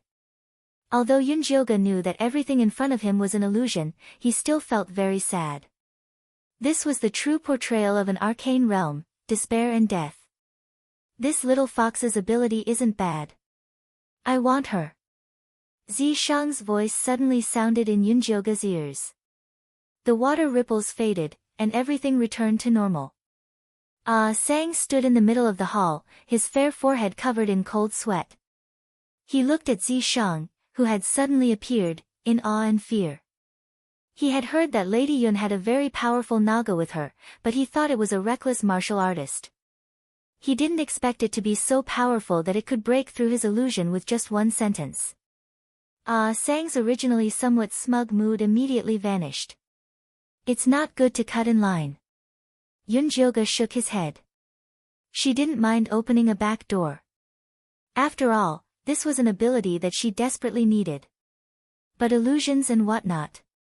With the illusory realm created by the Fox Men, not only will it increase the speed of the Orc's awakening, but it will also increase the defensive ability of Cloud City. It's killing two birds with one stone. Zishang revealed a determined look. Alright. Yun Jioga was defeated by his gaze. He turned to Ah Sang and said, Go back and let your people rest. Tomorrow, Ah Zhe will take you to the back mountain to prepare for the awakening. Yes, thank you, Miss Yun. Thank you, Lord Yizi. Ah Sang was overjoyed. He hammered his chest and left. You're in urgent need of healing beasts. You should ask the military advisor to help you filter them out, Zishang said. I've already told him to keep an eye on them, but they're all boars, bear men, and ape men. Yun Jioga went through the orc tribes that had recently sought refuge with them. Then, he noticed a big problem. Why aren't there any leopard men or lizard men? When she returned from Grey Castle that day, she immediately asked the eagle men to bring Little Blossom and Big Ear's tokens to the leopard men and lizard men. Logically speaking, they should have reached Cloud City. Ask the military advisor. Zishang asked Ah Zhe to inform the military advisor to come over immediately. The military advisor soon arrived. After hearing Yun Jioga's question, he replied, Ah Fei and Ah Ping left 5 days ago. The tokens have been successfully sent to the leopard men and lizard men. They also drew a map and left food. The leopard men and lizard men should be able to reach Cloud City smoothly. Something must have happened if they haven't arrived yet. Immediately send 2 eagle men to find them. You must bring them to Cloud City safely, Yun Jioga ordered seriously. She had already done a test. Little Blossom could indeed absorb Ah Ze's golden light, but the amount was too little to dispel the demonic aura. She originally wanted to wait for the leopard men and lizard men to awaken their golden light so that they could donate it to save Little Blossom and Big Ear. Yes, I will immediately send off Fei and Ah Ping to find them. I will give you an answer tonight. The military advisor immediately recorded everything on a small notebook that he carried with him. He had been so busy recently that even his eidetic memory could not cope with it. In the end, it was Yun Jioge who gave him a pile of blank notebooks and told him to write everything down with a pen. Otherwise, it was very likely that he would collapse from overworking his brain. Go. By the way, move the awakening of the Boar people to tomorrow afternoon. I will first awaken the Foxmen tomorrow morning, Yun Jioge ordered. The Foxmen's awakening should be ranked 15th. What's so special about them that you can help them awaken in advance? The military advisor asked while recording. Yi Zi said that the Foxman's ability to create illusions is very useful to him. It can also increase the speed at which the orcs awaken, so he gave them priority. Yun Jioge explained briefly and continued, ask the Golden Light orcs that have recently joined Yun City what abilities they have. If they have healing abilities, they will be given priority. I got it, but the Golden Light Beast men that joined recently are very well hidden. None of them are willing to expose their identities. They should change their minds after the Foxman tribe's matter spreads. The military advisor wrote at a rapid speed and added a few more details. Then spread the news about the Foxmen more. Yun Jioge could actually understand why these Golden Light orcs hid their identity. They were afraid of being chosen as cannon fodder and even more afraid of being captured for research. Under such circumstances, Ah Sang was very bold and confident to take the initiative to promote himself. I understand. I will immediately get Auntie Gaga to be in charge of spreading the news. After the military advisor finished writing, he asked, do you have any other orders? I don't. What about you? Yun Jioge looked at Zishang. I will handle the leopard men and lizard men myself. Tell Ah Fei and Ah Ping to find me later, Zishang said. You want to do it yourself? Yun Jioge was surprised. The construction of Cloud City was in a hurry. Zishang did not even have enough time to sleep every day. How could he be in the mood to care about these things? I suspect that they have been kidnapped by Grey Castle. Zishang did not care about the leopard men and lizard men. He only cared about the upcoming war. During this time, he asked Ash and 4 Eagle men to take turns to monitor Grey Castle. He did not know whether the Eagle men did not have good eyesight or Grey Castle was too well hidden. All the information he received was that Grey Castle was as quiet as a dead city. Ash even wanted to sneak in to observe, but he was chased by magic stone arrows as soon as he flew into Grey Castle's territory. He almost lost his life. Under such circumstances, the disappearance of the leopard men and lizard men was a rare clue.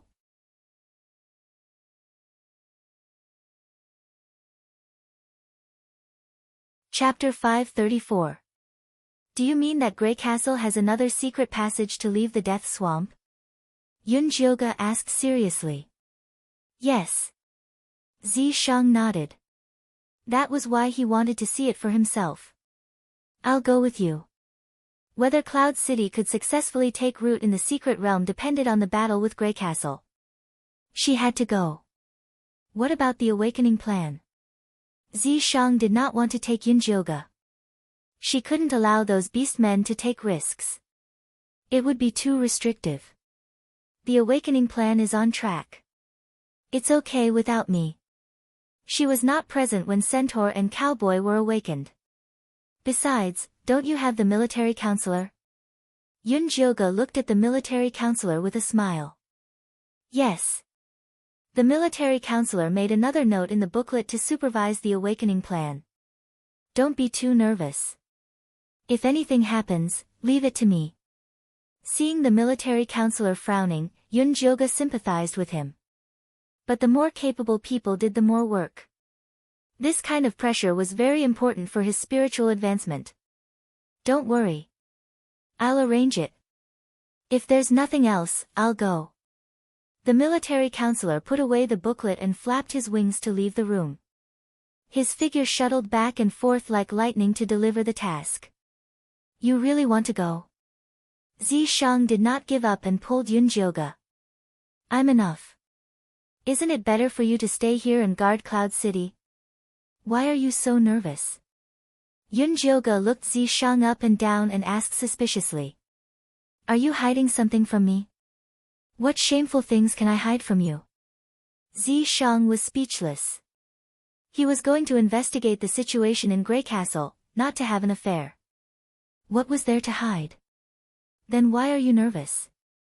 Yunjioge rolled her eyes at Zishang and began to think about what to prepare. Zishang sighed helplessly and said in a negotiating tone, well, you can come with me. But wait until the foxmen awaken tomorrow. Their ability will be very useful. The divine senses of those puppet orcs had been controlled by Cho's senator. The foxman's illusion could destroy this control. Okay. How about I awaken another gnoll? Yunjioge thought that jackals had a keen sense of smell and were best at tracking and investigating. With them around, it would be easier for them to find clues about Grey Castle. The gnolls' heads and necks are blocked. It's too difficult to expel the demonic chi. Zishang frowned. He didn't have much time to wait. I only need to awaken one to lead the way. Yunjioge had gained a lot from his research on the golden light. His biggest success was extracting the golden light from the blood samples of the orcs. As long as he buried it in the body of an ordinary orc, it would be safe for them to awaken. Give it a try then. Zishang knew that Yunjioge loved to do research. As long as it did not affect the construction of Yuncheng, he would not stop it. Help me pick one. Yunjioge brought Zishang to the dungeon where the gnolls were imprisoned. This place was guarded by the oxmen. Although the gnolls had been controlled by the demonic chi, their bodies still had the instinct to eat. As long as the oxmen fed them on time and cleaned the cells regularly, they would be fine. This one. Zishang had his eyes on the gnoll leader. You really know how to stir up trouble for me. Yunjioge sighed. The gnoll leader was the most demonic and the most difficult to expel. You were the one who asked me to pick one. Zishang shrugged. Rather than wasting time on a piece of trash, why don't we use a little more effort to awaken a capable one? Then I'll pick him. Yunjioge felt that Zishang's words made sense. He carried the gnoll leader out of the dungeon. Immediately, a strange smell wafted out. The oxman only cleaned the dungeon, not the gnoll leader. After vomiting for so many days, it was only natural that he would stink. Clean him up and bring him to the infirmary, Zishang ordered the oxman in charge of the dungeon. Yes. The tall and strong oxman nodded solemnly. Together with the other gnolls on duty, they carefully scrubbed the gnoll leader and brought him to Yunjioge. After being cleaned up, the gnoll leader was quite handsome. His features were cold and deep. Coupled with his dusky eyes, he exuded an extremely sinister aura. Yunjioge took out the golden light blood seed that he had made. The bean-sized golden light blood seed glowed red. There seemed to be blood flowing faintly in it, and it exuded an extremely strong life force. If you bring this thing out, people will probably fight over it. Zishang took it and sniffed it. He found that it contained the light of life. If a mortal consumed it, it would increase their lifespan by 10 years. Of course. Don't you know who made it? But in the end, the blood of these orcs is still the best. Although they can't cultivate, their life force is extremely strong. It's a great supplement for bloodthirsty demonic cultivators, Yunjioge said. These beastmen should be thankful that the one they encountered is you. If it were any other cultivator, they would have been concocted into blood pills long ago. Truth be told, even Zishang felt tempted by the thick and pure scent of blood. Other cultivators can't use their spiritual power here. They will only be torn to pieces by the orcs. If it weren't for the fact that she could use her divine power, she would have ended up in a miserable state. Nangong Yu isn't torn to pieces. Also, I don't know what's going on with the golden core cultivators who came in through other means, Zishang said while squinting. Maybe they went to a different arcane realm than us, or maybe they're secretly plotting something. Yunjioge often thought about this question, but he could not think of a reason no matter how hard he thought about it. That's why we have to become stronger before they start their plot, Zishang said.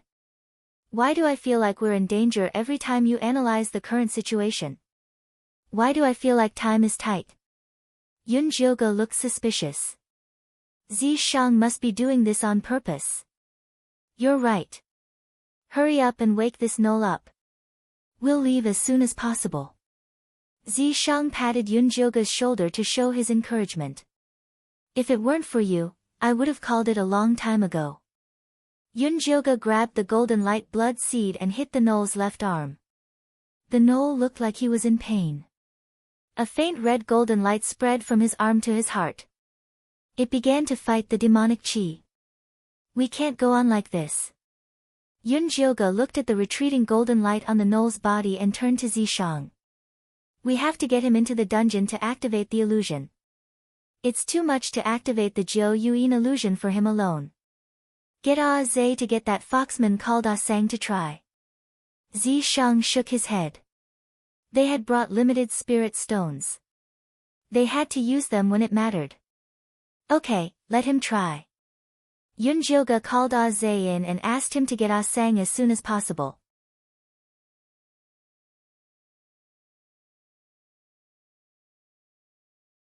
Chapter 535. Ah Zhe came to the Foxman tribe's territory like lightning and brought Ah Sang over. Ah Sang didn't look too nervous. It was as if today's accident was within his expectations. There was no such thing as a free lunch. He knew the test wouldn't be this easy. However, when he walked into the treatment room and saw the knoll standing inside, he was still shocked. You know him? Yun Jioge immediately caught Ah Sang's expression. His name is 8. He's the leader of the gnolls. Ah Sang nodded and calmed down again. It's even better that you know each other. If you can help this gnoll awaken, your tribe will be able to successfully start the awakening plan tomorrow. If not, the Foxman tribe will leave Cloud City, Zishang said calmly. I'll try my best. Ah Sang nodded and looked straight into the eyes of the leader of the gnolls. He shouted anxiously, 8, it's not good. Lilia is injured. Come and save her. Yun Jioge couldn't help but raise his eyebrows when he heard this. It seemed that Ah Sang and 8 not only knew each other but were also very close. When 8 heard Ah Sang's voice, a pained expression appeared on his face. The golden light on his body rose. 8, Lilia can't make it. You can only save her by awakening the golden light. Wake up, hurry. Ah Sang's voice was getting more and more urgent. The golden light on his fingers moved slightly, and an illusion immediately enveloped 8's body. Lily, Lily. 8 squeezed out these 3 words. The golden light on his body exploded, and his arm turned into a huge claw that grabbed at Ah Sang. Yun Jioge reacted quickly and immediately pulled Ah Sang to the side. 8's hand landed on the ground and smashed a big hole. He turned around and wanted to attack Yun Jioge, but he was hit in the chest by Zishang. He spat out a mouthful of thick gray blood. Thank you, Miss Yun. Ah Sang looked at 8 on the ground and let out a long sigh. Are you very close to him? Yun Jioge asked. Our tribes are very close. When we were young, 8 often took us to play together. Ah Sang nodded. There was a trace of nostalgia on his charming face. Who is this Lilia you mentioned? Yun Jioge asked again. 8's little sister and my fiancé. Ah Sang's expression was gloomy. Where is she now? Yun Jioge did not expect Ah Sang to have such a relationship with the gnolls. I don't know. Ah Sang looked confused and said, a year ago, the black rain came again, and the gnoll tribe was flooded in the lowlands. After the entire tribe migrated, no one knew where they went. I've been asking around for their whereabouts, but I couldn't find them. Not long ago, I heard that the Lupus people had been corrupted by demonic energy and turned into puppets. Miss Yun, since you are willing to help 8 awaken, please save the Lupus people. Ah Sang pleaded. I awakened 8 because there is a quest that requires his ability. The gnolls did many bad things when they were controlled by the demonic energy. If he wants to save his people, he must first atone for his sins. He only needed one gnoll to search for clues about Grey Castle, so Yunjioge did not want to waste time awakening other gnolls. 8 is a very responsible and good clan leader. What happened in the past was not his own intention. As long as he is given a chance, he will definitely try his best to make amends. Sang quickly put in a good word for his good friend. It's not up to you to decide whether he will try his best or not. While Yunjioge was speaking, Zishang had already woken 8 up. Where is this? What happened? 8 shook his head vigorously, his eyes full of confusion. When he saw Sang, his face showed a surprised expression. Sang, why are you here? Didn't your tribe go to the other side of the grassland? Arte, that was a long time ago. What about Lilia? Where is she? Sang quickly asked. Lilia. 8 frowned painfully, and then his face became extremely ferocious. He gnashed his teeth and said, that damn oracle, she lied to us. I'm going to kill her. As he spoke, he was about to rush out of the door. Wait, tell me what happened.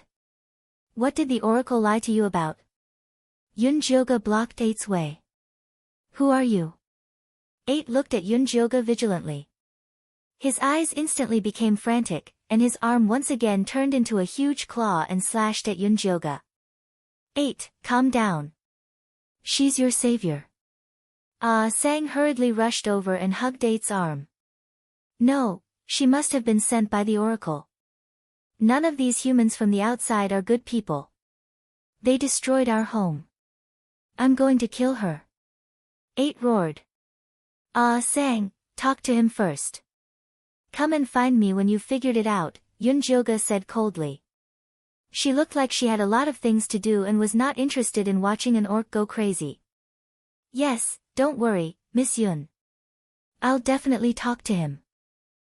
Sang pulled 8 with all her might, and even wrapped her tail tightly around him.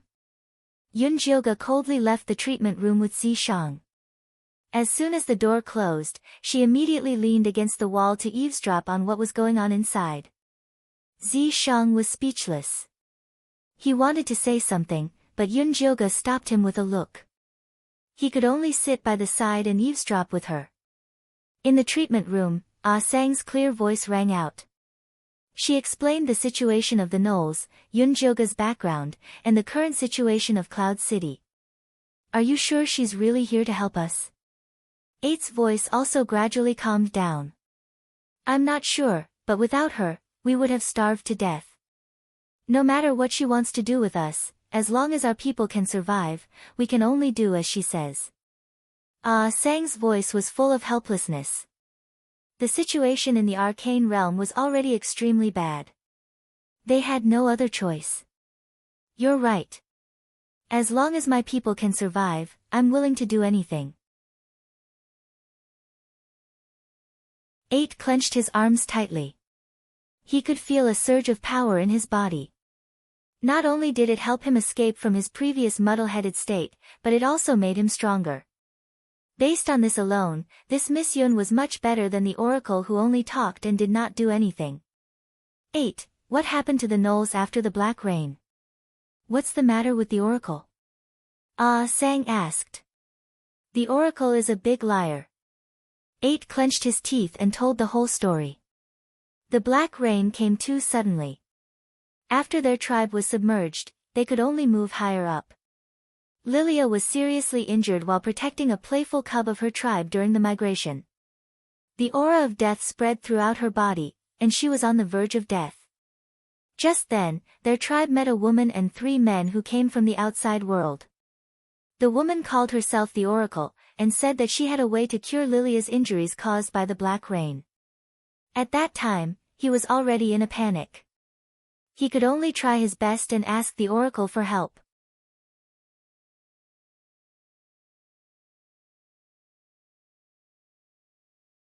Chapter 536. Then was Lilia saved?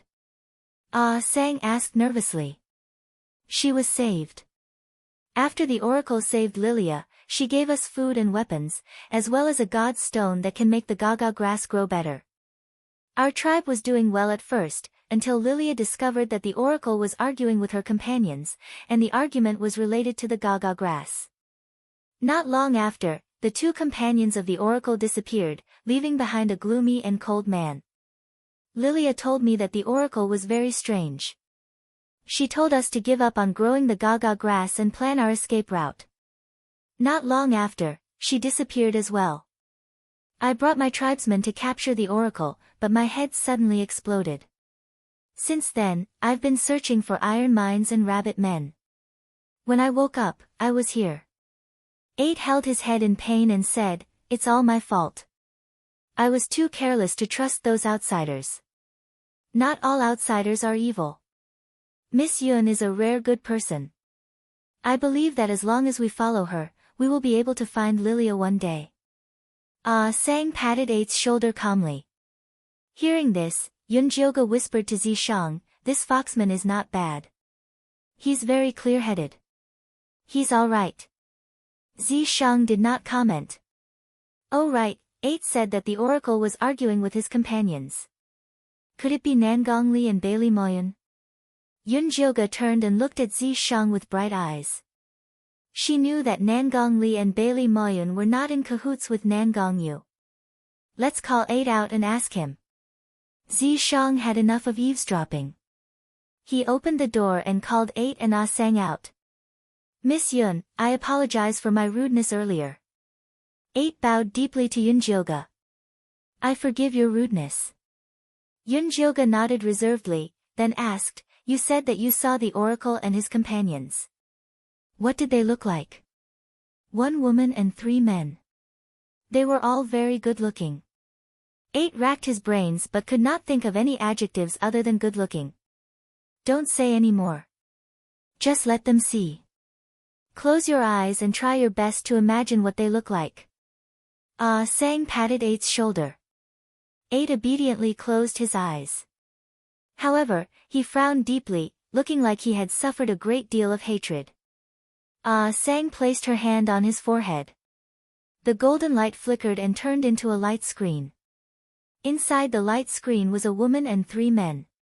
The woman was dressed in a sky-blue magical robe. Her skin was fair, and her features were picturesque. Her chin was exquisite and small, and her nose was straight and delicate. The corners of her rosy lips were slightly curled up, as if she was smiling. Just looking at her would make one feel happy. It was Nangongyu. Standing beside her were Nangongli, Bailey Moyun, and an enlarged version of Cho Sr. It really is them. Although Yunjioga had been guessing, now that he saw the image, he had proof. "Memory reading, that's a pretty good ability," Yunjioga praised. "Thanks for the compliment." Ah Sang smiled shyly. At first, he didn't want to reveal this ability, but for Lilia and 8, he had to be more useful. "Can you read the content of the argument between the oracle and his companion?" Yunjioga asked again. "Let me try." Ah Sang's fingers moved slightly, and the image on the light screen immediately changed. A petite, fair-skinned jackal girl appeared on the light screen. She said to 8 in a low voice, "Big brother, I heard Master Li and Master Moyun arguing with the oracle yesterday. They said that the gaga grass is for pregnant women and that we can't do it. I don't feel good about it. Let's not plant the gaga grass. Let's go find Ah Sang." That's all 8's memory of the argument. Ah Sang's voice was tired. The golden light on his hand gradually dimmed. The memory reading ability consumed a lot of energy, and he had reached his limit. Enough. Yunjioga nodded and said to Ah Sang, "You've passed the test. Tomorrow, bring your clansmen to awaken on time, and then go on a mission with us. The military counselor will tell you the details of the mission." As for 8. Yunjioga's gaze fell on the extremely nervous 8. He said coldly, "If he can complete the mission, I'll consider helping him awaken another clansman." "Yes, thank you, Miss Yun." Ah Sang quickly nodded. He was very clear about the current situation of the jackal people. It took more effort to awaken one than to awaken a clan. This reward was very extravagant. Let's go find the military counselor. Yunjioga waved his hand and let Ah Sang and 8 leave. The foxmen are very useful. Am I right? Zishang raised his eyebrows. Yunjioga had doubted him before. Yes, your decision is always right. Yunjioga almost gave Zishang a thumbs up to show his admiration. Rest early. We'll set off immediately after the awakening of the foxmen. Zishang rubbed Yunjioga's hair and took her to rest. The next morning, Yunjioga personally presided over the awakening of the foxmen. The awakening process was very smooth. Unfortunately, except for Ah Sang, the other foxmen only awakened ordinary illusion abilities. In the end, Zishang organized them into a scouting team, which was responsible for patrolling and investigating the surrounding situation together with the Eagle Men. On this trip to Grey Castle, Yunjioga mainly brought the members of his guard team, the Rabbit Man Meng and Maya, the Eagle Men Hoodlum and Zay, and Ah Sang and 8. Let's go to the encampment of the Leopard Men and the Lizard Men first. You guys sit on Hoodlum. Zishang asked Ah Sang and Zay to turn huge. He and Yunjioga sat on Ah Sang while the other orcs sat on Ah Sang. Then, they flew to the encampment of the Lizard Men and Leopard Men. Yunjioga didn't know if it was an illusion, but he felt that the aura of death in the secret realm was getting thicker. The earth was like a toad struggling at death's door, and the skin on his body was already dry and cracked. Many beasts lay among the withered grass and trees. Their bodies were covered with black scars of death and emitted a foul smell. If Miss Yun hadn't built Cloud City, we orcs would have ended up like them, Ah Sang whispered to 8. 8 didn't reply, but he looked at Yunjioga's back with a trace of fear and gratitude. He had gone to the dungeon to see the rest of his people. Although their minds were controlled and their faces were numb, at least they were still alive and there was still hope. The encampment of the Leopard Men is over there. Hold tight, I'm going to land. Ah Sang's voice came, and then he quickly landed.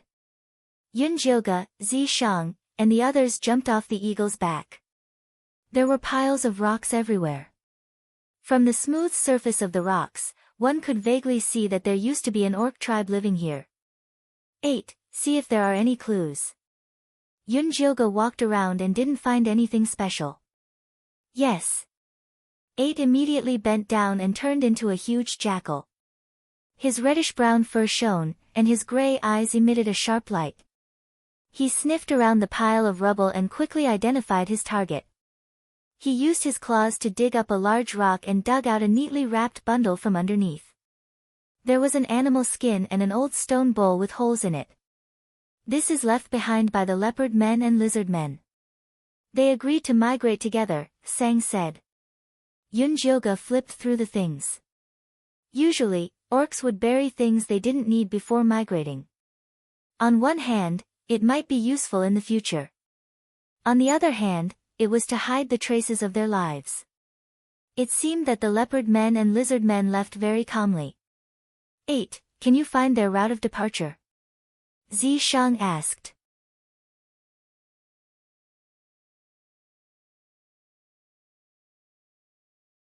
Chapter 537. Although the smell is a little faint, I can tell that they left in that direction. 8 raised his head and looked to the west. Lead the way. Ah Zay and Ah Fei, follow. Yunjioga and Zishang sat back on Ah Zay. The 2 black eagles followed behind 8. Art sprinted across the land, occasionally stopping to sniff at a fork in the road, then moving on. After running for about an hour, 8 circled a wide forest of dead trees and retreated to a small river that he had just passed by. He looked up and shouted at Yunjioga and the others, "This is where the Leopard Men disappeared." Here. Yunjioga looked down at the dry stream. It was too far and he didn't see anything. Zay, go down. Then, Zishang jumped down from behind Lu Zay and landed on a dry riverbed. Yunjioga and the others landed too. Demeng accidentally stepped into the deep black mud. When he jumped out, his feet were covered in mud. Stay away from me. Maya looked at Demeng with disgust and quickly left. Yunjioga quietly left too. The mud was too smelly. Look here. Zishang pulled Yunjioga and signaled her to look at the grass by the river. There were a few scattered footprints that were so faint that they were almost invisible, heading towards the forest of dead trees in the distance. 8. What's going on? Yunjioga asked. Although the last sign of the leopard men was in the forest up ahead, they actually disappeared by the river, 8 said as he walked up to Yunjioga and Zishang. Why? Yunjioga asked. If it were me, I would never bring my people into the dead tree forest. The footprints are too clear. Someone must have set it up, 8 said. Okay, everyone search around here. North, south, east, west, pick a group each. Yunjioga also wanted to pick a direction but was stopped by Zishang. This river seems to have dried up not long ago. Zishang squatted down and picked up the mud on the riverbed. It was still very wet. Could they have been attacked while drinking here? Yunjioga also squatted down and asked. Very likely. Zishang glanced at the messy footsteps by the river and said, something unexpected must have happened at that time. Where will they be taken? Yunjioga got up and looked around.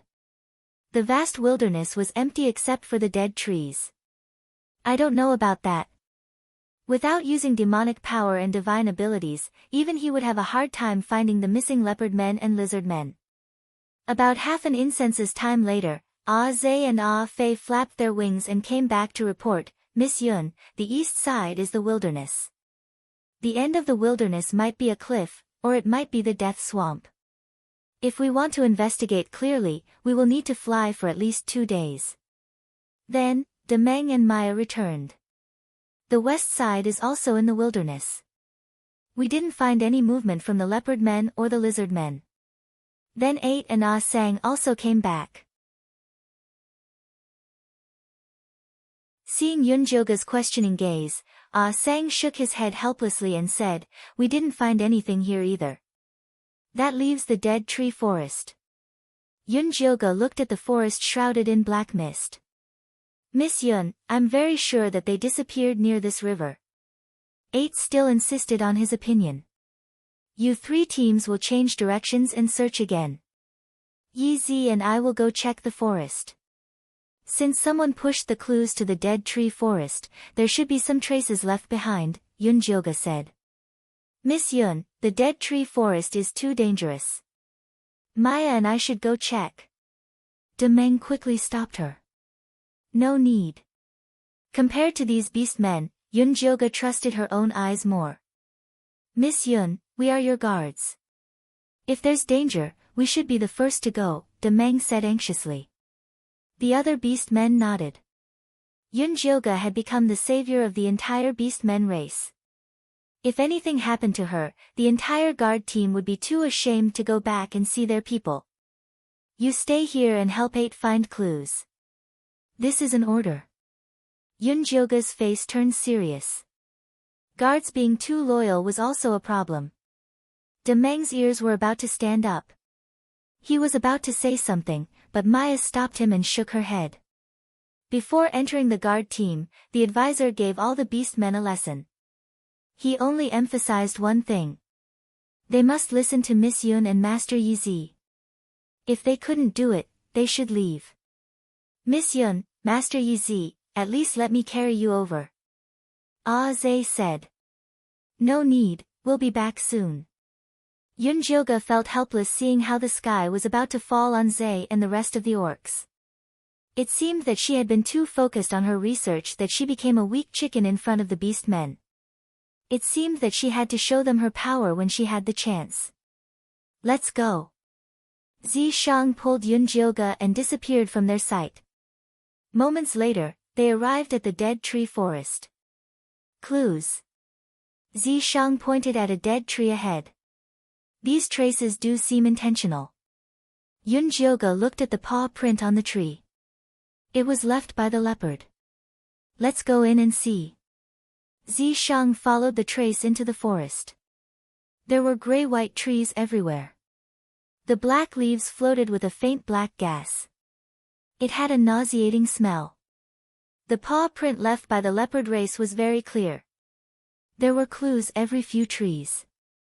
It spread towards the center of the forest. It's probably a trap ahead. Do we still go? Yunjioge looked at the arrow. The black gas there was like a whirlpool. Of course we have to. Know yourself and know your enemy, and you will never be defeated in 100 battles. We need to find out what kind of cards Chosen and Nangong you have. After saying that, black scales immediately covered his entire body. He then led the way. Yunjioge only took 2 steps behind him when she felt something heavy under her feet. A gray vine grabbed her ankle and pulled her into the forest. Zishang turned and stomped on the vine, protecting Yunjioge behind him. The dead trees in the forest started to boil. The dead trees swarmed toward them like sharks that had smelled blood. Countless tree vines attacked them. Open your spirit eye and find the tree core. Zishang carried Yunjioge and moved left and right. He punched the trees in front of him. However, there were more and more trees. Even if they were broken, they would regrow. There was no time to stop. Yunjioge opened his spiritual eye to search around and finally found a ball that was flickering with gray light that was constantly moving around. It was undoubtedly the dead tree's heart. There. Yunjioge flicked her moon spirit thread to the gray orb. Zishang turned into a snake tail and whipped in that direction. All the dead trees in front of him turned to dust. Yunjioge used her moon spirit thread to wrap around the gray orb. Just when she was about to crush it, she heard a terrified cry. Don't kill me.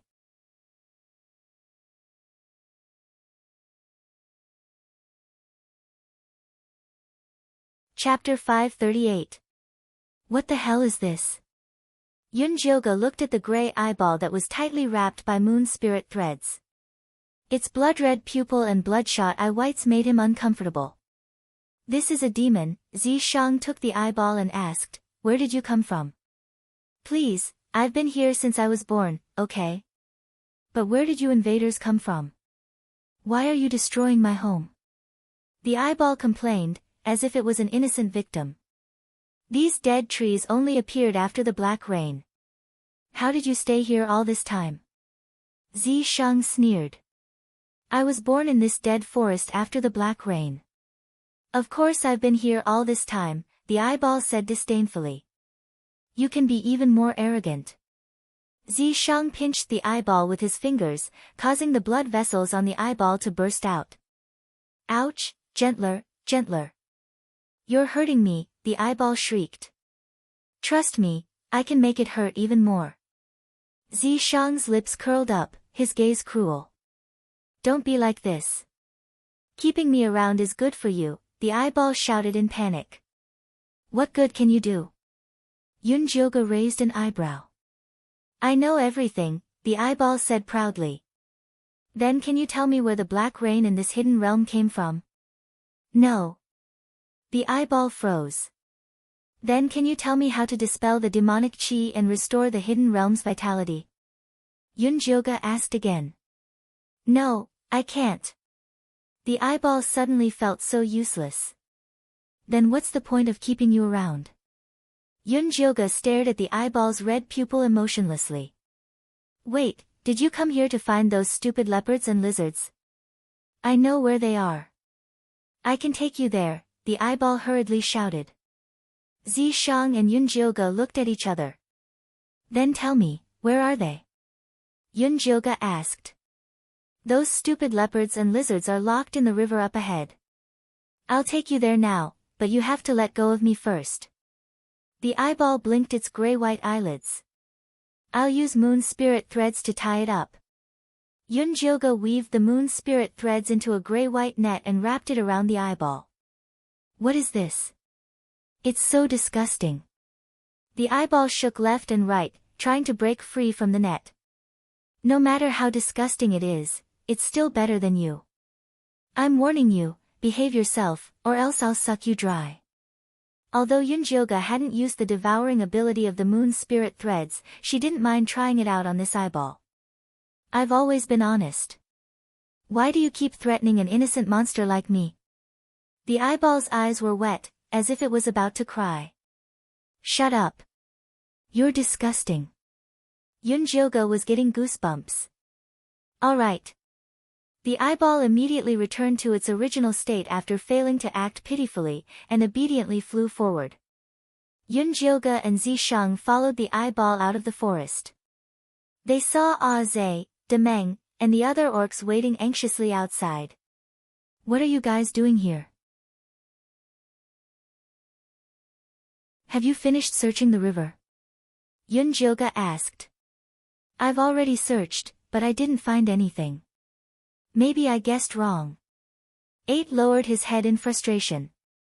He was scolded by Ah Sang for being too impulsive. He actually caused Lady Yun and Master Yi Zi to personally enter the forest to check. No, you're not wrong. The wercats and lizard men have indeed disappeared from the river. This thing will help us find them. Yunjioga pulled the string in her hand, and the eyeball that was flying high in the sky was pulled down by her. What is this disgusting thing? Zhe was shocked. Is this an eyeball? Oh my god, it's alive. It can move and fly. The shocked orcs all came over. Maya even wanted to touch the eyeball. Go away, you stupid orcs. I'm a great and noble monster. I'm not someone you lowly beings can dream of. The eyeball flew up proudly and looked down at the orcs. It also glanced at Yunjioga and Zishang. Great my ass, take us to the leopard people. Yunjioga shook the moon's spirit threads, and the eyeball spun. Stop bullshitting, I'll take you there now. The eyeball flew into the river and circled around the mud Demeng fell into before saying, It's here. We've checked this place many times. There's nothing but mud.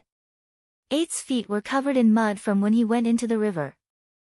Stupid orcs, back off. The eyeball sneered and shot a dark red beam at the bottom of the river. The bottom of the river, which was full of silt, rumbled, and then a big black hole appeared. Gusts of chilly wind drifted out from it. The people you're looking for are inside. Go in. The eyeball said. There's indeed the smell of leopard people and lizard men inside. 8 nodded with a serious expression. Take us in. Yunjioga pulled the eyeball. Okay, follow me. The eyeball moved and floated inside. 8, Sang, and Zhe walked in front, Yunjioga and Zishang in the middle, and Maya, Demeng, and Ah Fei brought up the rear. Yunjioga followed the eyeball and found that there were all kinds of complicated tunnels under the river. The gray stone walls looked very sturdy, and it was obvious that someone had carefully built them. Looks like this is the secret tunnel of Grey Castle. Zishang touched the wall and asked Yunjioga, Open your spirit eye and see what's over there. Yunjioga opened her spirit eye and saw countless figures glowing with gray light in the tunnel not far away. They were walking toward Cloud City. They're attacking Cloud City. Yunjioga knew that Grey Castle would attack, but she didn't expect it to be today. You guys leave immediately and return to Cloud City, Zishang said coldly. I'll stay and destroy these tunnels. Okay. Yunjioga was about to turn around, but she was tied up by a gray vine. Countless vines shot out from the tunnel and drowned her like a gray ocean. Yunjioga's vision was filled with gray vines. She pulled back her moon spirit thread and found that there was only an empty shell of an eyeball. Ha ha ha, you idiots fell into my trap. I have countless doppelgangers. There's no way you can trap me. Obediently accept your death and watch Cloud City be destroyed. The eyeball laughed arrogantly, and the surging gray vines tied Yunjioga tightly. She was about to use her divine power to break free when the cute baby's voice suddenly appeared. Master, Master. What's wrong? Yunjioga sank into the demonic cauldron and saw the cute baby's little chubby face pulling the confused demonic embryo grass.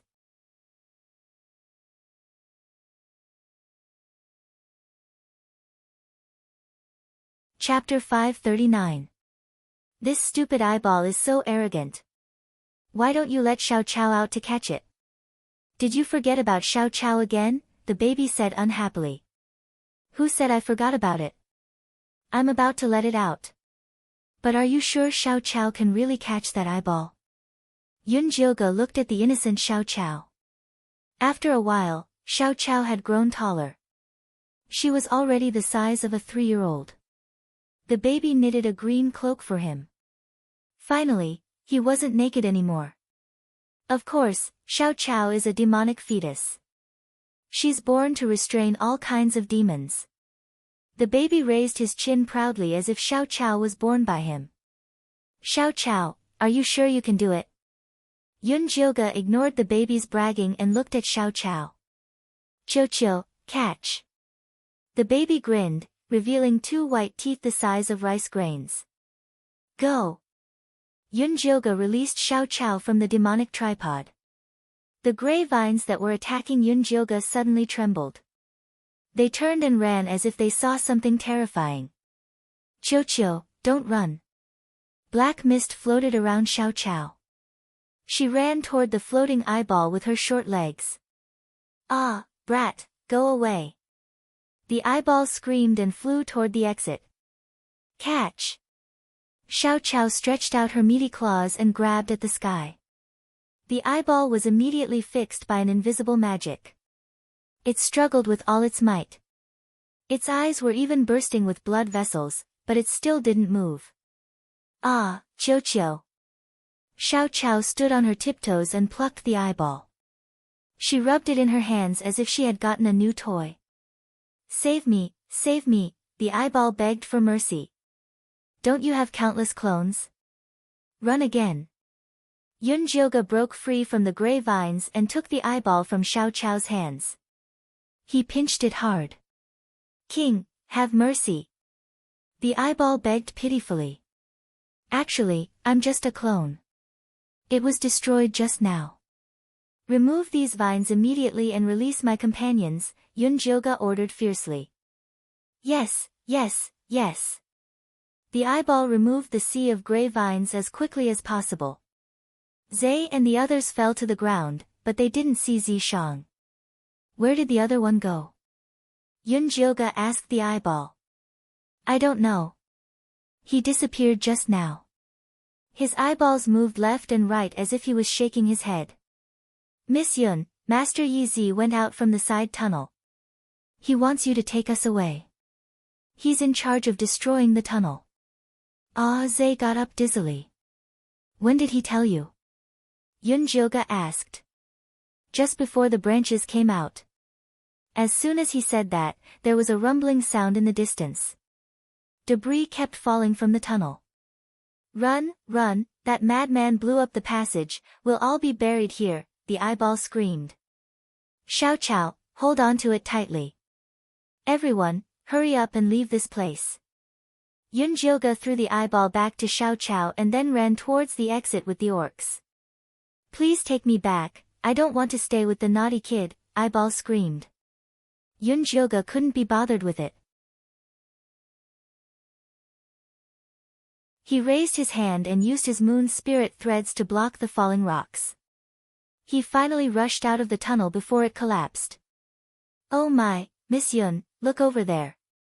Zhe used his wings to point at the wasteland in the distance. The black ground kept collapsing, as if there was a monster rolling around under it, ready to come out at any time.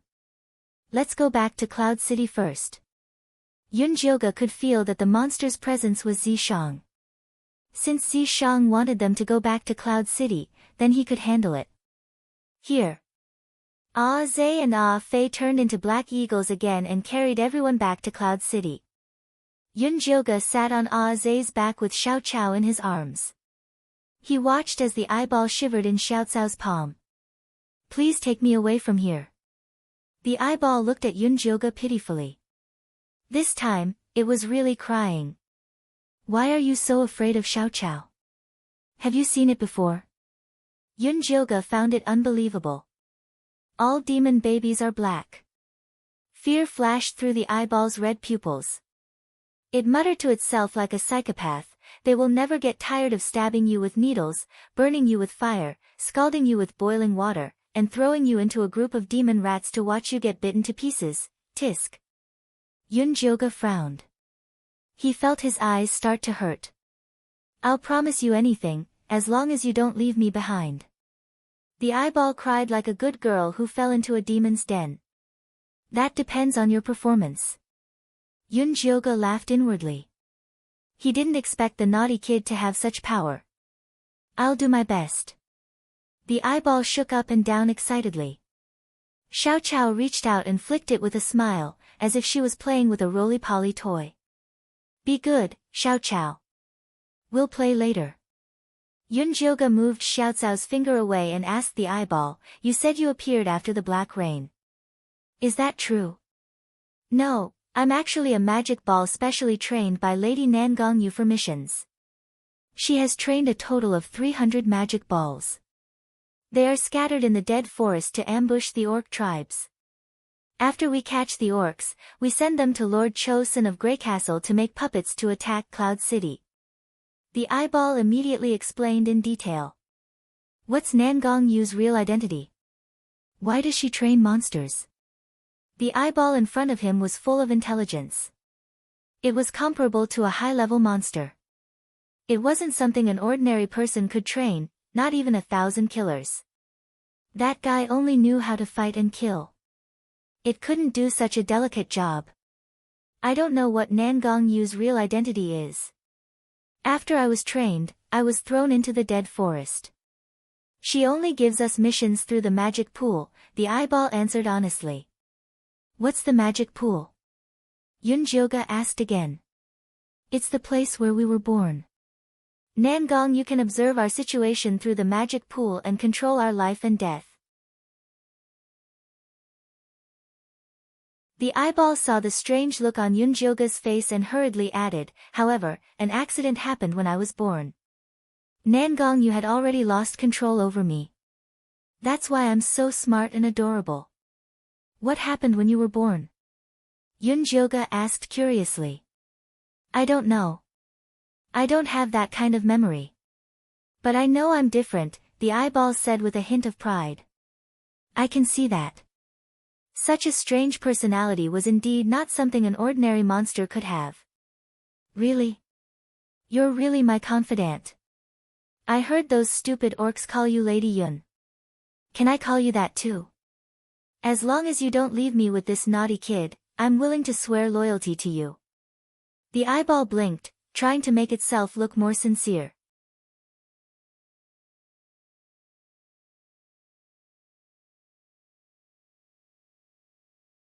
Chapter 540. I don't need your loyalty. You just need to answer my questions honestly. Yunjioga interrupted the eyeball's nagging and asked, "When did you give the order to attack Cloud City?" "Today. I suspect Nangongyu has spies in Cloud City. She gave the order to attack the city right after you left." The eyeball said seriously, "Master, I'm good at finding spies. You can leave it to me. First, there are no spies in Cloud City. Second, I'm not your master." "He is." Yunjioga put the eyeball back into Xiao Chao's hand. "Don't give me to him." The eyeball screamed. Xiao Chao giggled. She grabbed the eyeball with her meaty claws and rubbed it. She was having a lot of fun. "You can scream louder. I'm sure Xiao Chao will be happy." Yunjioga reminded it kindly. The eyeball immediately stopped screaming. Its eyelids drooped and turned into a gray ball. No matter what Xiao Chao did, it wouldn't make a sound. "Qiu, stop screaming," Xiao Chao said to Yunjioga disappointedly. "Let it scream when we get to Cloud City." Yunjioga patted Xiao Chao's head. "Okay." Xiao Chao put the eyeball into the pocket of her green cloak and patted it. She asked expectantly, "Are we there?" "Ready. It's over there." Yunjioga pointed to Cloud City in the distance. The Cloud City was wrapped in layers of gray vines, and there were also many puppet orcs mixed in among them, launching attacks. Fortunately, the entire Cloud City was covered by Yin Shirley's Yin Yang Qi. The attack was temporarily blocked. Eyeball, can you get rid of these dead trees and vines? Yun Jioge patted Xiao Chao's pocket. No. Those dead trees aren't my subordinates. I can't summon them. The eyeball said gloomily. If you can find a way to open a path, I'll let you leave Xiao Chao for 2 hours. Yun Jioge offered. No, at least a day. The eyeball opened its gray eyelids and tried to fight for it. Okay, 1 day it is. Yun Jioge took out the eyeball and wrapped it with the moon spirit thread. Then, he warned, if you play any more tricks, I will let Xiao Chao stab you with needles, burn you with fire, scald you with boiling water, throw you into a group of demon rats, and watch you being bitten into pieces. Don't say any more. I will be honest. If the eyeball had hands, it would have raised them in surrender. Putting aside the fact that it no longer had any doppelgangers to use, the devilish brat's terrifying magic seal was enough to deal with it. Then hurry up and open up the passageway, Yun Jioge said. I'll open it immediately. Tell those 2 stupid black eagles to follow me closely. The eyeball shot out a beam of red light, and a crack appeared in the middle of the vines. Ah Zhe and Ah Fei sped up and charged into the sky above Cloud City. Then, they passed through the Yin Yang Qi defense and landed. You're finally back. If you were any later, you would be collecting the corpses of these orcs. Yin Shirley's figure immediately appeared in front of Yun Jioge. What's the situation now? Yun Jioge looked around the entire Cloud City and saw that all the orcs had looks of despair on their faces. It was as though the end of the world was coming. The situation is not good. Although the formation that Yi set up has been completely opened, it has used up too much energy. It won't last long. Why are you the only one back? Where's Yi? Yin Shirley looked around and didn't see the most reliable figure. He's at the back, cutting off the tail. He will need some time to catch up. Ah Zhe, go and call the various chiefs and elders over. I have a mission to give them. They couldn't just sit around and wait for death. They had to take the initiative. Yes. Ah Zhe immediately set off. Yin Shirley, go back and do your job. If the defensive barrier is broken before Yi returns, you'll be waiting to be whipped by him. Yun Jioge pointed at the gradually fading defensive barrier in the sky. The gray vines were waving around outside. I'm a walking corpse. How are you going to whip me? Yin Shirley replied impatiently. He returned to the formation to take charge of the situation. Not long after, the military advisor and the various chiefs and elders rushed over. Long story short, do you see those dead trees and vines? They are being controlled by demonic creatures. I will mark those demonic creatures out later. The Naga tribe, bring your bows and arrows and prepare to provide cover. The Eaglemen tribe, you are responsible for attacking. The Foxmen tribe, set up an illusion. The rest of the awakened orcs, defend the 4 corners of the city. Yun Jioge calmly issued various orders. His powerful aura calmed the orcs down. They all responded loudly. The golden orcs were spread throughout the entire Cloud City under Yun Jioge's command. Miss Yun, how do you plan to mark those demonic creatures out? The military advisor asked. Use this. Yun Jioge dug out the eyeball and stuffed it into Xiao Chao's hands. Xiao Chao, take the eyeball and mark the demonic creatures. If he doesn't listen, beat him up. Okay. Xiao Chao responded in a loud and clear voice. You promised to let me leave it for a day. You lied to me. The eyeball looked at Yun Jioge in disbelief. Hee, Qiu is crying again. Xiao Chao grinned, revealing 2 grain-sized teeth. Transparent saliva dripped onto the eyeball. Let me die. The eyeball was about to collapse as it wailed. I only said to let you leave Xiao Chao for a day. I didn't say today. Get to work now. If you don't perform well, I'll seal you in Xiao Chao's saliva. Yunjioga threatened the eyeball while wiping Xiao Chao's saliva. This was the disadvantage of children with teeth. Saliva flew everywhere. Kill me. The eyeball screamed and flew forward desperately. Go, go, go. I'm going to kill all those damn demonic creatures. I'm not having a good time, so I won't let them have it easy. Miss Yun, who is this little adult? The military advisor looked at Xiao Chao's nimble figure. This is my demonic child, Xiao Chao. Ah Zay, you guys go help too. Get rid of these vines as soon as possible. Yunjioga waved his hand for his personal guards to follow. Ah Zay hesitated for a moment, but in the end, he still chose to help Xiao Chao. The other orcs followed. The eyeball ran around the city walls. It kept shooting red rays from its eyes, burning red dots into the gray dead trees. The eagle men transformed into their original forms and shuttled through the air. The Nagas wrapped themselves tightly around them and shot at the demonic creatures hidden in the vines. Those demonic creatures were all very thick and slow, so they were easily eliminated. The gray vines of the dead trees withered one after another. The puppet orcs were confused in the illusion set up by the fox men. They attacked each other, and the pressure of attacking the city decreased a lot. Military advisor, did you see that? I just killed 15 demonic creatures with Meng. Ah Zay flew over with Meng on his back.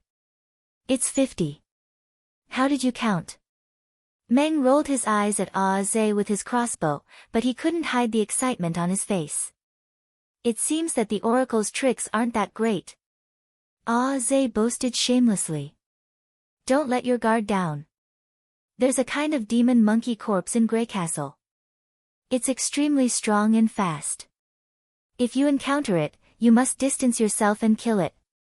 Don't let it get close to you. Cho Sen's demon monkey corpses hadn't appeared yet. They were the real troublesome ones. You're tuning into the Blissful Bookshelf YouTube channel. We're so grateful for your support, and don't forget to subscribe to join us on this incredible journey through captivating stories. Your generosity through donations truly makes a world of difference, as it's the primary source of revenue that allows me to expand and enhance this channel for you. Thank you from the bottom of my heart for being a part of this adventure.